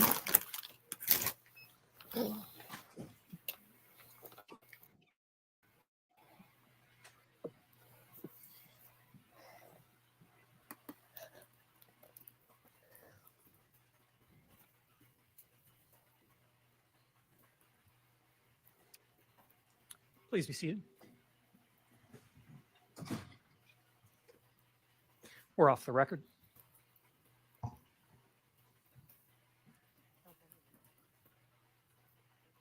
A draft of closing instructions.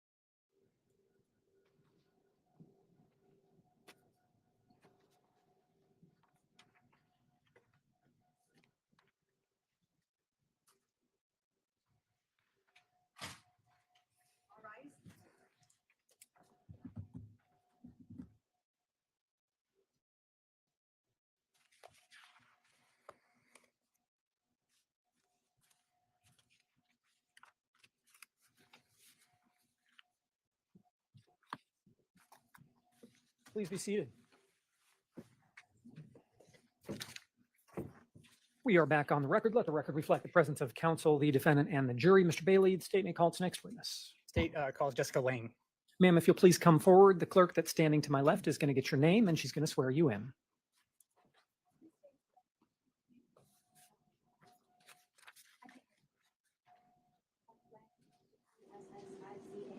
Please raise your right hand. You do solemnly swear the testimony you are about to give will be the truth, the whole truth, and nothing but the truth, so help you God. Thank you. And ma'am, if you'll please take a walk up that ramp and then have a seat on the witness stand here to my right.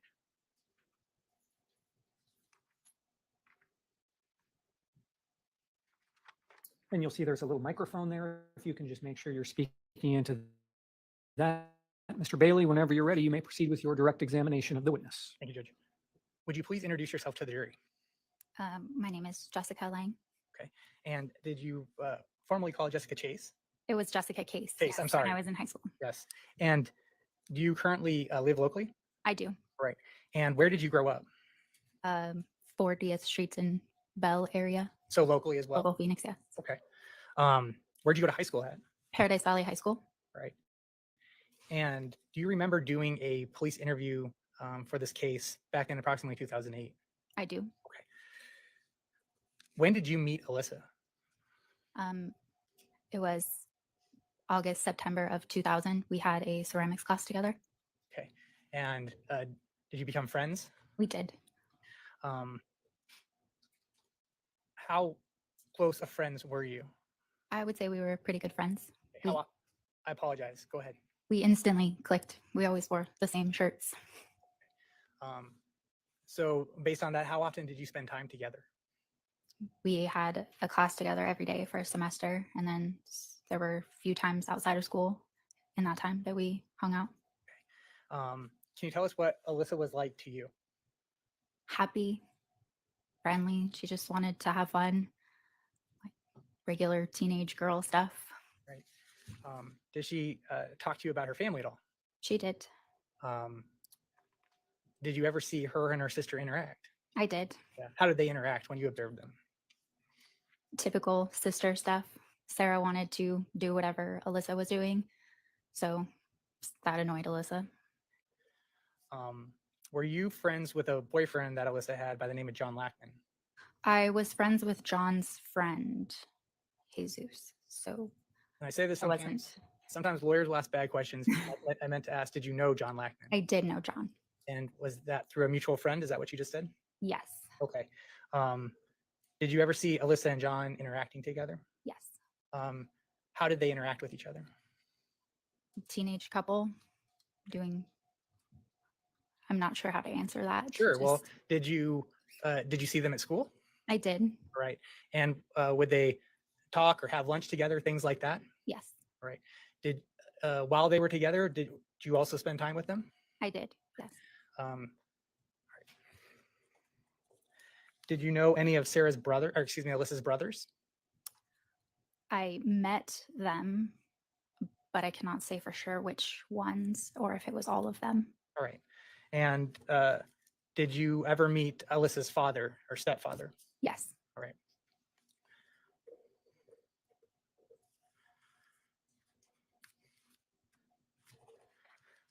Did it appear to you that Alissa was closest to any one of her family members?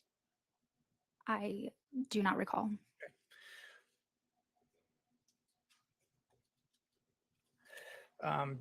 Did you spend time at Alyssa's house? I did a couple of times. Yes. All right. And what kind of things would you do at Alyssa's house? We hung out in her room, played with her ferret. I think we watched a movie. I hung out there on Halloween. It was very cold outside and we handed out candy. All right. Were you personally aware of any video cameras in the house? Yes. And were you personally aware of a video recording system for the phone? Yes.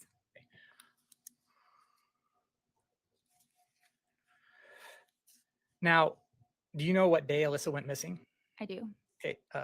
What day was that? It was May 17th, 2001. Did Last you? day of school. Oh, I apologize. You said that was the last day of school? Correct. All right.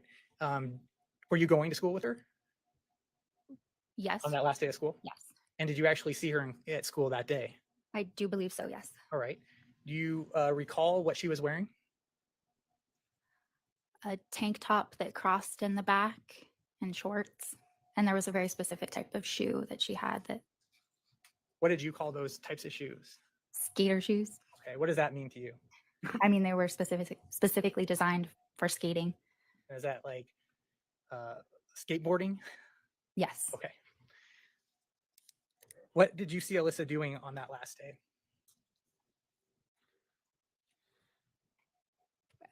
Walking. Well, was she with anyone else when you saw her? I do not recall. All right. Do you recall when you saw her?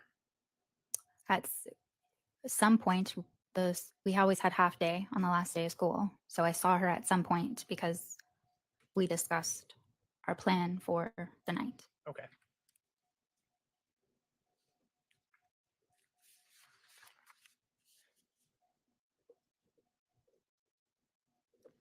When you saw Alissa and her boyfriend, Mr. Lackman, together, did you notice any conflict between the two? Not to my recollection. And after you saw her that day, did you ever see her again? I did not. How did you find out that Alissa was gone? I spoke with Michael Turney. All right. And when you say you spoke with Michael Turney, what do you mean by that? Either I called their house, or he called me. And do you remember when that was? It had to have been early afternoon. Okay. So would it have been the same day of school? Yes.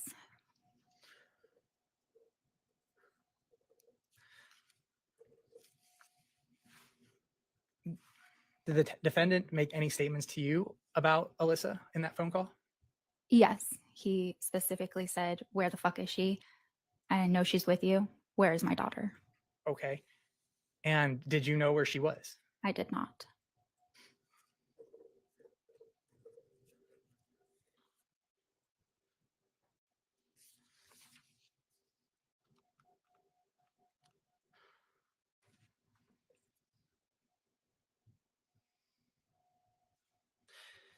After you found that out, did you ever go to the Turney house? No, I did not. Did you do anything to look for Alissa? I called Michael Turney because he did tell me that he would be organizing a search party and I had not heard from him. So I reached out and he dismissed me and said that he would get to me when he had more information for me. Okay. Something to that effect.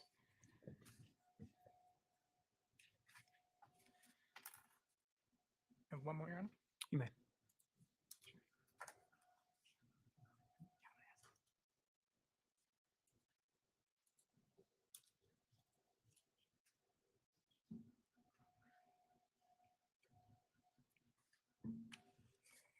You said that you saw her, it was a half day at Yes. school, last day of school. Yes. You recall the time that you saw her?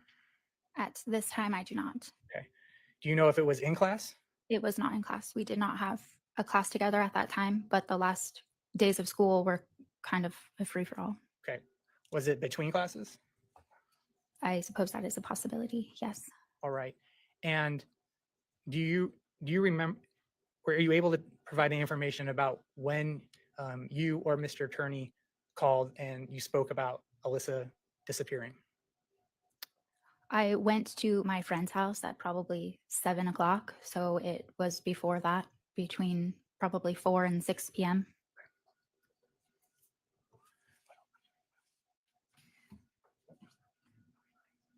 And when you spoke about you had plans for the night, what were your plans?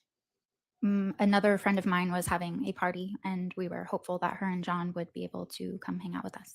All right. And have you ever heard from Alissa since May 17, 2001, after that time you saw her between classes? No, I have not. And have you ever seen her again since that time between classes? No, I have not. I have no further questions. Your Honor. Thank you, Mr. Bailey. Any cross-examination? Mr. Jackson. Hi, Jessica. How are you? Hi. I just want to ask you a few questions. You testified a second ago that you contacted Mr. Turney to try to help search for Alissa, and he kind of dismissed you. That's what you said, correct? Correct. Do you remember telling the detectives in your interview back in 2009 at the beginning that he called you asking if you wanted to help look for Alissa? That is what you told the detectives, correct? He said that he would be organizing a search party, and then I never heard from him. So I reached out after that because I hadn't heard from him. Now, you talked a little bit about the recording in the living room, the video camera, correct? How did you know that was there? I was told about it. Okay. Do you remember seeing where that camera was in the living room? Yes, I looked for it. And did you find it? Yes. And how did you find this camera? I mean, well, whether it was real or imagined, I looked for it, so I knew it was there. So But do you remember telling the detectives that you saw a red light in the vent? That's how you knew the camera was there. if that's what I told the detectives, then that's what I recalled at the time. Do you have an independent recollection of that now? I do not. Do you remember doing an interview with the defense? Yes, Do you remember talking about the camera then? vaguely. And that interview was recently, last few months? Yes.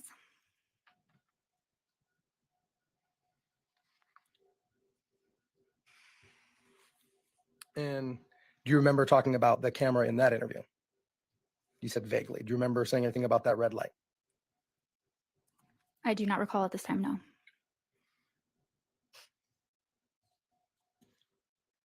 But you vaguely remember telling the detective, or you don't remember at all about telling the detective that the light is how you knew, the little LED red light?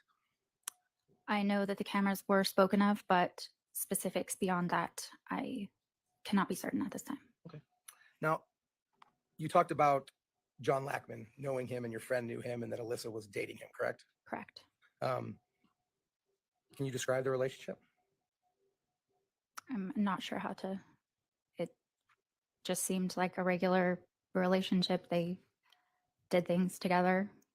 He drove a truck. I'm Do you remember telling people are overhearing that, or do you remember saying that he made her cry a lot? no, but that's not surprising. Teenage girls cry a lot. Okay. I want to ask you a couple questions about her job at that time. Do you know where she worked? Jack in the Box. Were you aware if she liked her job? I do not know. Do you remember discussions about her job saying that the people there were stupid and she hated it? I do not recall at this time. No. Now, I want to ask you again about the call on May 17th. You said you believe that was somewhere between 4:30 and 7 o'clock, correct? That first conversation you had with Michael Turney, her dad. It would have been closer to like 4 and 6. Okay, so it was earlier than later. You knew that you were going somewhere and you had plans at 7, correct? Correct. Why do you believe that it was closer to this 4 or 5? Because I would have had to get ready. Do you remember telling the detectives that you received a call from her and you were calling her back? That was how I remembered it. I did not speak with her, but there was a missed call. I saw it on the caller ID and called back. And that's when And that call, he yelled at me that I knew where she was. how close in proximity is that missed call to when you called her back or called the number back? Within a couple of hours. Could it have been shorter time, longer time? I mean, It could not have been more than a couple of hours. could it have been 15, 20 minutes? That is possible, yes. And so when you called back, he answered, correct? Yes. And he seemed pretty angry. Yes. He's yelling at you. He's trying to find out where his daughter is. Yes. He thinks you have her. Yes. He actually says, "Where the fuck is she? Correct. I know she is with you. Correct. Where is my daughter?" Correct. How long did that conversation last for? I do not recall. After you told him that she wasn't with you, you guys started having other discussions, correct? I do not recall at this time. Do you remember him telling you about a runaway note? Yes, he did tell me that there was a note. And then when that conversation, when was the next time that you spoke with him? Within a week, I would say, And, maybe a few days. and that's when he maybe. reached out to you to ask you if you wanted to help search. No, I do believe that he offered to organize a search party when I spoke to him that day. That very first conversation, you think that's when I that happened? believe so. Now, you also, do you ever remember seeing any flyers around? I remember seeing 2 flyers in the area. There was one at Jack in the Box Yes. and one at Walmart. Yes. And when did you see those? I cannot be certain. And you actually took one of the flyers, correct, off the Walmart wall? I did. No further questions. Thank you. Thank you, Mr. Jackson. Any redirect, Mr. Bailey?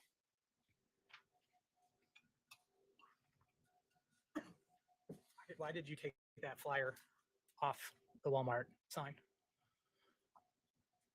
I'm not sure. I was just angry about the whole situation, I suppose. What do you mean you're angry about the whole situation? Objection, relevance, Your Honor. Overruled. The witness may answer.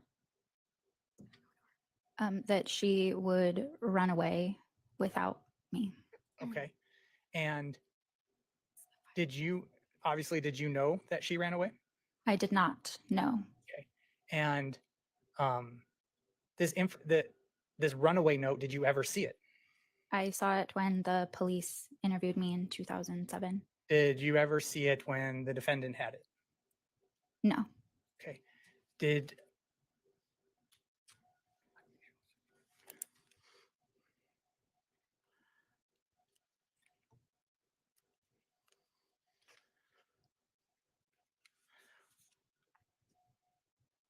I guess the question that I'm asking you is the information that you believed or knew about as far as what happened to Alissa after you saw her at class, where did you get that from? Did someone else tell you that? I'm Sure. Did the information, the things that you testified to about a note and things like that, Was that information that was provided to you by the defendant? Yes.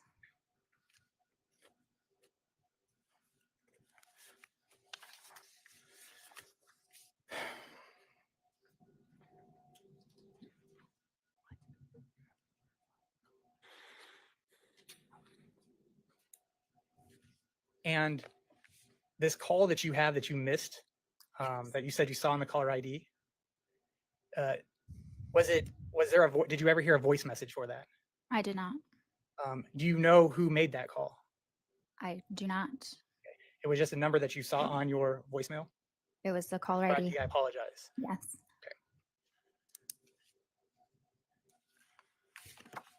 No, no further questions, Your Honor. Thank you, Mr. Bailey. Ladies and gentlemen, any members of the jury have any questions for this witness? It appears that there are none. May the witness be excused. Any objection? Mr. Jackson, any objection? Thank you, ma'am. You may be excused. Get my next witness. You may.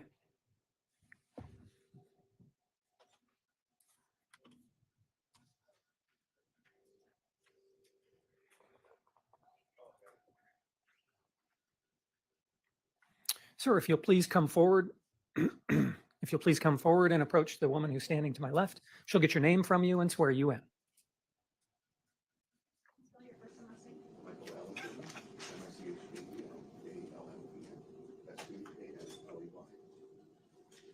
Please raise your right hand.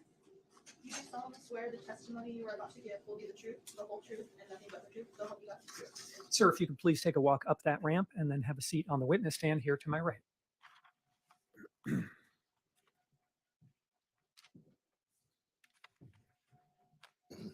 And you'll see there's a microphone right there. If you can just make sure you're speaking into it. Thank you. Okay. Mr. Bailey, whenever you're ready, you may proceed with your direct examination of the witness. Thank you, Judge. Can you please introduce yourself? Michael Allen Stanley. And where do you live? Do you live locally? Yeah, I live here in Phoenix, North Phoenix, All right. And how long have you lived in Phoenix? since 1990, so 21 years. Where did you live before that? Northern California. All right. Do you know where'd you go to high school? Greenway High School. And do you recall doing a police interview for this case back in approximately 2009? Yes, All right. How did you know Alissa? through our work, And when you say work, where did you work at? Jack in the Box at 40th Street in Bell. Okay. What was your job title for that position? Shift manager. And how long did you work with Alissa? A few months, I believe. And did you manage her? Yes. All right. Why don't you tell us a little bit about how that interaction occurred with you and her at Jack in the Box? Well, I mean, initially it started off as, of course, not knowing her at all, and but training her at various jobs around the store, but mainly for customer service, working with working at the front counter or in the drive-through. And then from there, she became more independent. I didn't have to, interact with her as much. What was Alissa like at work? I mean, like anybody at the beginning, they don't know their way around, and I have to teach them some things. But eventually, she became very productive and smart, funny at times. Was she a reliable employee? Absolutely. And did you know any of? Did you meet any of Alissa's family? Not that I'm aware of. At work. All right. And at some point, did you go to Alissa's house? Yes. Can you tell us about that? I'm not sure what the scenario was. If we more than likely we got off at the same time from work and I gave her a ride home. Okay. And then what did you do when you went to her house? We came through the door and met whoever was there, and then proceeded towards her bedroom and interacted. And then at a certain time, we were ushered to the couch to hang out there. And then we were there for a little while, and then again ushered out of the house. I was told to leave. All right. Were you aware of video surveillance in the house? In the house, no. Okay. So you said you were ushered into the house, or Into her room, like we walked in, and there may have been some pleasantries greeting who may have ever been there, like her sister or father. but she wanted to be alone. So we went, that's why I meant ushered towards a room by her. And then we were ushered out of her room by, I'm not sure if it was probably her dad that said, you know, we were in there and the door was closed. So he said, "Want, you know, more or less go out on the couch where you're not isolated." Okay. And that's what we did. So when you went to her house with her that night, there was other family members were present. Yes. Okay. And we didn't talk about approximately when was this? A date or time? Well, the best you can as far as a date. The date, I'm assuming it was late to mid-spring of 2001. All right. And well, how long did you work at Jack in the Box? From September of 1999 to late spring, early summer of 2001. All right. So you're brought into the house. You're asked at some point to go into the front room. Yeah, I mean, they're right there, you know, as you walk in the door initially. Okay. And then what do you do? Say hi, and then am ushered by her towards her room. Okay. I guess the confusion I'm having is, so you went inside, you and Alissa went to her bedroom, Yes.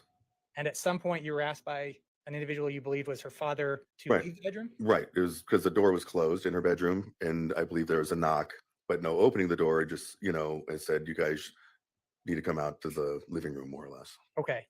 And then while you were in the living room, what did you do? Made out. Okay. And was it anything significant, I guess? In my heart or in my mind? I'm not sure what you mean. I guess physically. That's a good ask for a clarification there. I'm not Was really the sure. physical nature of it? What Yeah, was it? it didn't last too long before I was told to leave. So All right.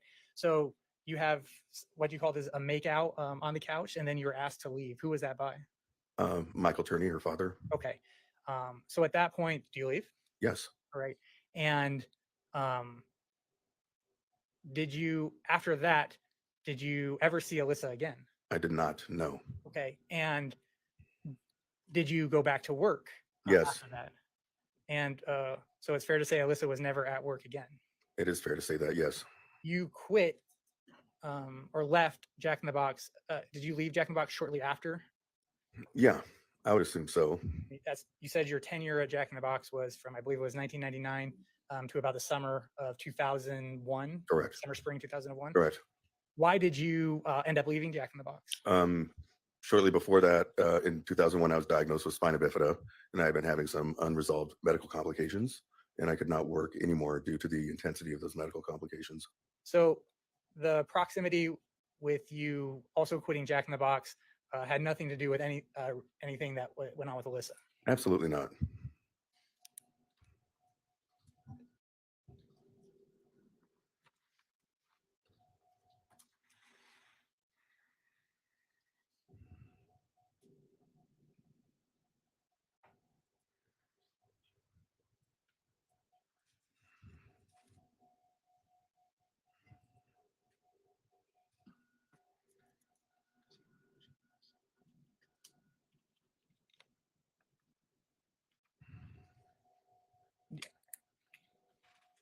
When were you informed that Alissa, or found out that Alissa was gone? When I was first interviewed? And would that have been in 2009? Yes. All right. Judge, I don't have any additional questions. Thank you, Mr. Bailey. Cross-examination, Mr. Jackson. Just briefly, you had said that you likely went over there because you guys had got off at the same time. Do you remember what Alyssa's typical schedule was back then? Well, considering she was a high school student and underage, she was always working after her day at high school ended, so roughly 3 p.m. Unless it was the weekend, then I'm assuming she could come in anytime she wanted. But because she was a minor, she could not work past midnight. It was midnight. We've heard possibly that it was 10 a.m. Is midnight as late as you can work as a minor, under your impression? Absolutely, yeah. Mr. Jackson, could you adjust that microphone so it's near you? Thank you. And then want to ask you, do you know about what time you went over to her house? In the evening time. Do you know about how long you were there? No more than 2 hours. Do you remember being asked to leave because it was 1 o'clock in the morning? No, I don't. And how old were you at the time this was going on? Either 19 or 20. Okay. And she was 17? Correct. And I believe in your interview, you said that you guys were making out and heavy petting. Does that sound familiar to you? Sure. No further questions. Thank you. Okay. Thank you, Mr. Jackson. Any redirect, Mr. Bailey?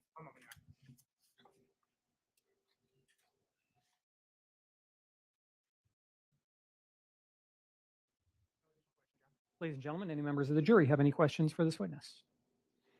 It appears that there are none. May the witness be excused. Any objection? No, Your Honor. Thank you, sir. You may be excused. Your Honor.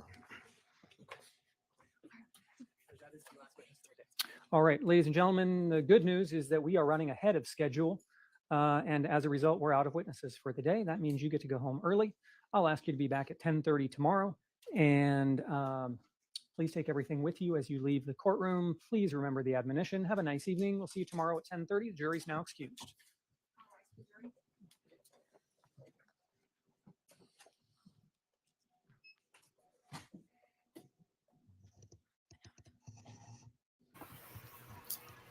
Looks like we have a little bit of business outside of the jury.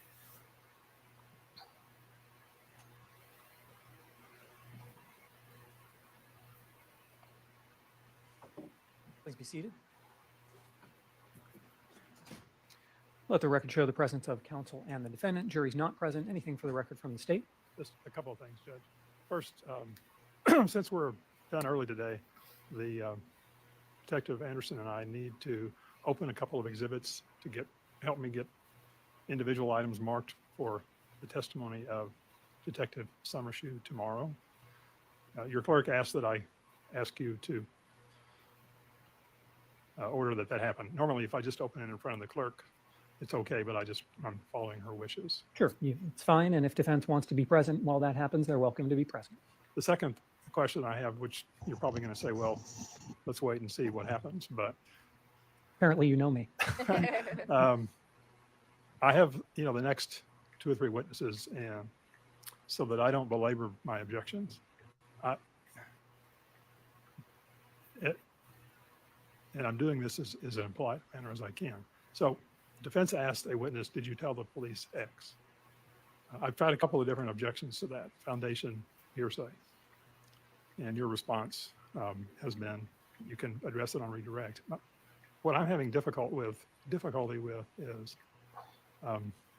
what a witness said to the police is hearsay unless you're using it to impeach them or refresh their recollection.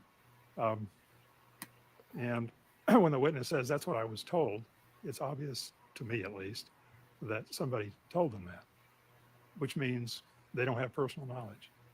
So I'm going to continue objecting, and I'm assuming you're going to continue to overrule my objections, but I just wanted you to understand where I'm coming from. Because it's apparent to me that defense is asking these questions because they want the jury to believe that what the witness says that they were told is the truth. So it's obviously being offered for the truth of the matter asserted, not to impeach the witness. And so consequently, I will draft a limiting instruction to that effect. But I'm likely to make some objections tomorrow. I wanted you to understand why I was doing it. Thank you. Anything else that the state wanted the court to address before we break for the day? No, sir. Anything else from the defense? Just briefly on that matter, Your Honor, I believe, at least for my witnesses, and I can say some for Ms. Hicks also, the witness is now saying, I was told that. That's not what they were telling police back then. So it's different that in the interview, if they said, I was told X, Y, and Z, that's not the case. They're saying X, Y, and Z, and now on the stand saying, well, that's what I was told. That's the impeachment element of that. And so I think I'll make sure clear when I ask the question that this is what you told the detective and it's not what you were told, so we can clear that to make sure that that's more clear, I guess, for the record. Duly noted. Anything else from the defense? No, I guess we discussed we don't need to bring that other issue up. So no, nothing else. Thank you. Okay, then counsel, I'll ask you to be, oh, go ahead. Well, I neglected to bring it over. You have a copy of my PowerPoint. You were going to, because Detective Summershoe, I anticipate, will be introducing some of the clips from primetime because he observed it, one of which they objected to that I showed in my opening statement, and you said you would look at it. I have a separate clip. I forgot to bring it with me. The PowerPoint has been marked as an exhibit. I thought that you were sort of holding a marked exhibit yesterday that I think you were suggesting was the clip. Is that, it looked like it had been marked. My recollection is it had a green tag. audio. Oh no, that was the call from Lynette and Sarah that they didn't get into. Right, and you were going to listen to that. But I also thought you were going to watch the clip of when John Keown says to the defendant, "Did you molest Alissa?" I think it is a good idea for me to watch that before I hear you argue it, and I'm happy to do that if you can provide it to me. Yeah, I will bring it. It's in the PowerPoint, which is marked. I'll bring the separate clip in the morning. Okay, if you can just bring it as early as possible so I can watch it before you all get here. And I think there was something else that we tabled until we were going to get into that was, and I don't know if we were doing it with Summershoe or Anderson about his refusal to do an interview with fencing in the film. Is that tomorrow or are you doing that later? Probably with Detective Anderson. We can take that up for him. There was a clip that they're trying to play and a letter that they're saying comes in that he said that he would do an interview with police if there was a polygraph for the detectives and different things. Our objection was that was eliminated out, and it also comments on his right to remain silent. So I don't know. Okay, well, if there's anything you think I need to see before you argue that, please provide a copy to me. There's a ruling by Judge Brian Toohill on the defendant's lack of cooperation with police. I would be happy if you provided that ruling to me. She made a lot of rulings in this case. I'll do it. And just scanning the Raji's, I thought there was a standard regarding the victim's right to refuse an interview. Now I don't see it. So if you draft a proposal, that would probably be the best way to get that to me. Sure, thanks. Anything else, counsel? Nothing further. Just as let's go off the record. We're off the record. Just as I'm.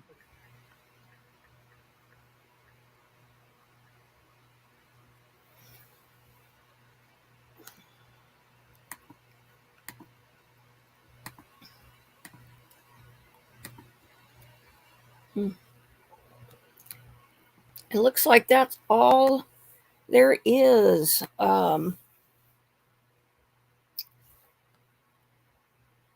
Let's see.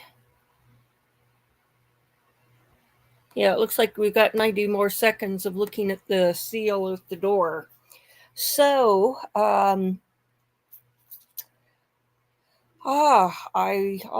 take a look at some of the footage that from old newsreels and so forth and see what I can find. It's good to have you here, Proving Spooky. You seem to know a lot about this case, and I'm new to it. So, we'll do this again tomorrow. I like this judge. He seems no nonsense, and so that's kind of refreshing after the Texas case, because the Texas judge is notorious for starting late and long breaks. So, all right. Well, we'll do this again tomorrow. So, see you then. Thank you very much. Bye-bye.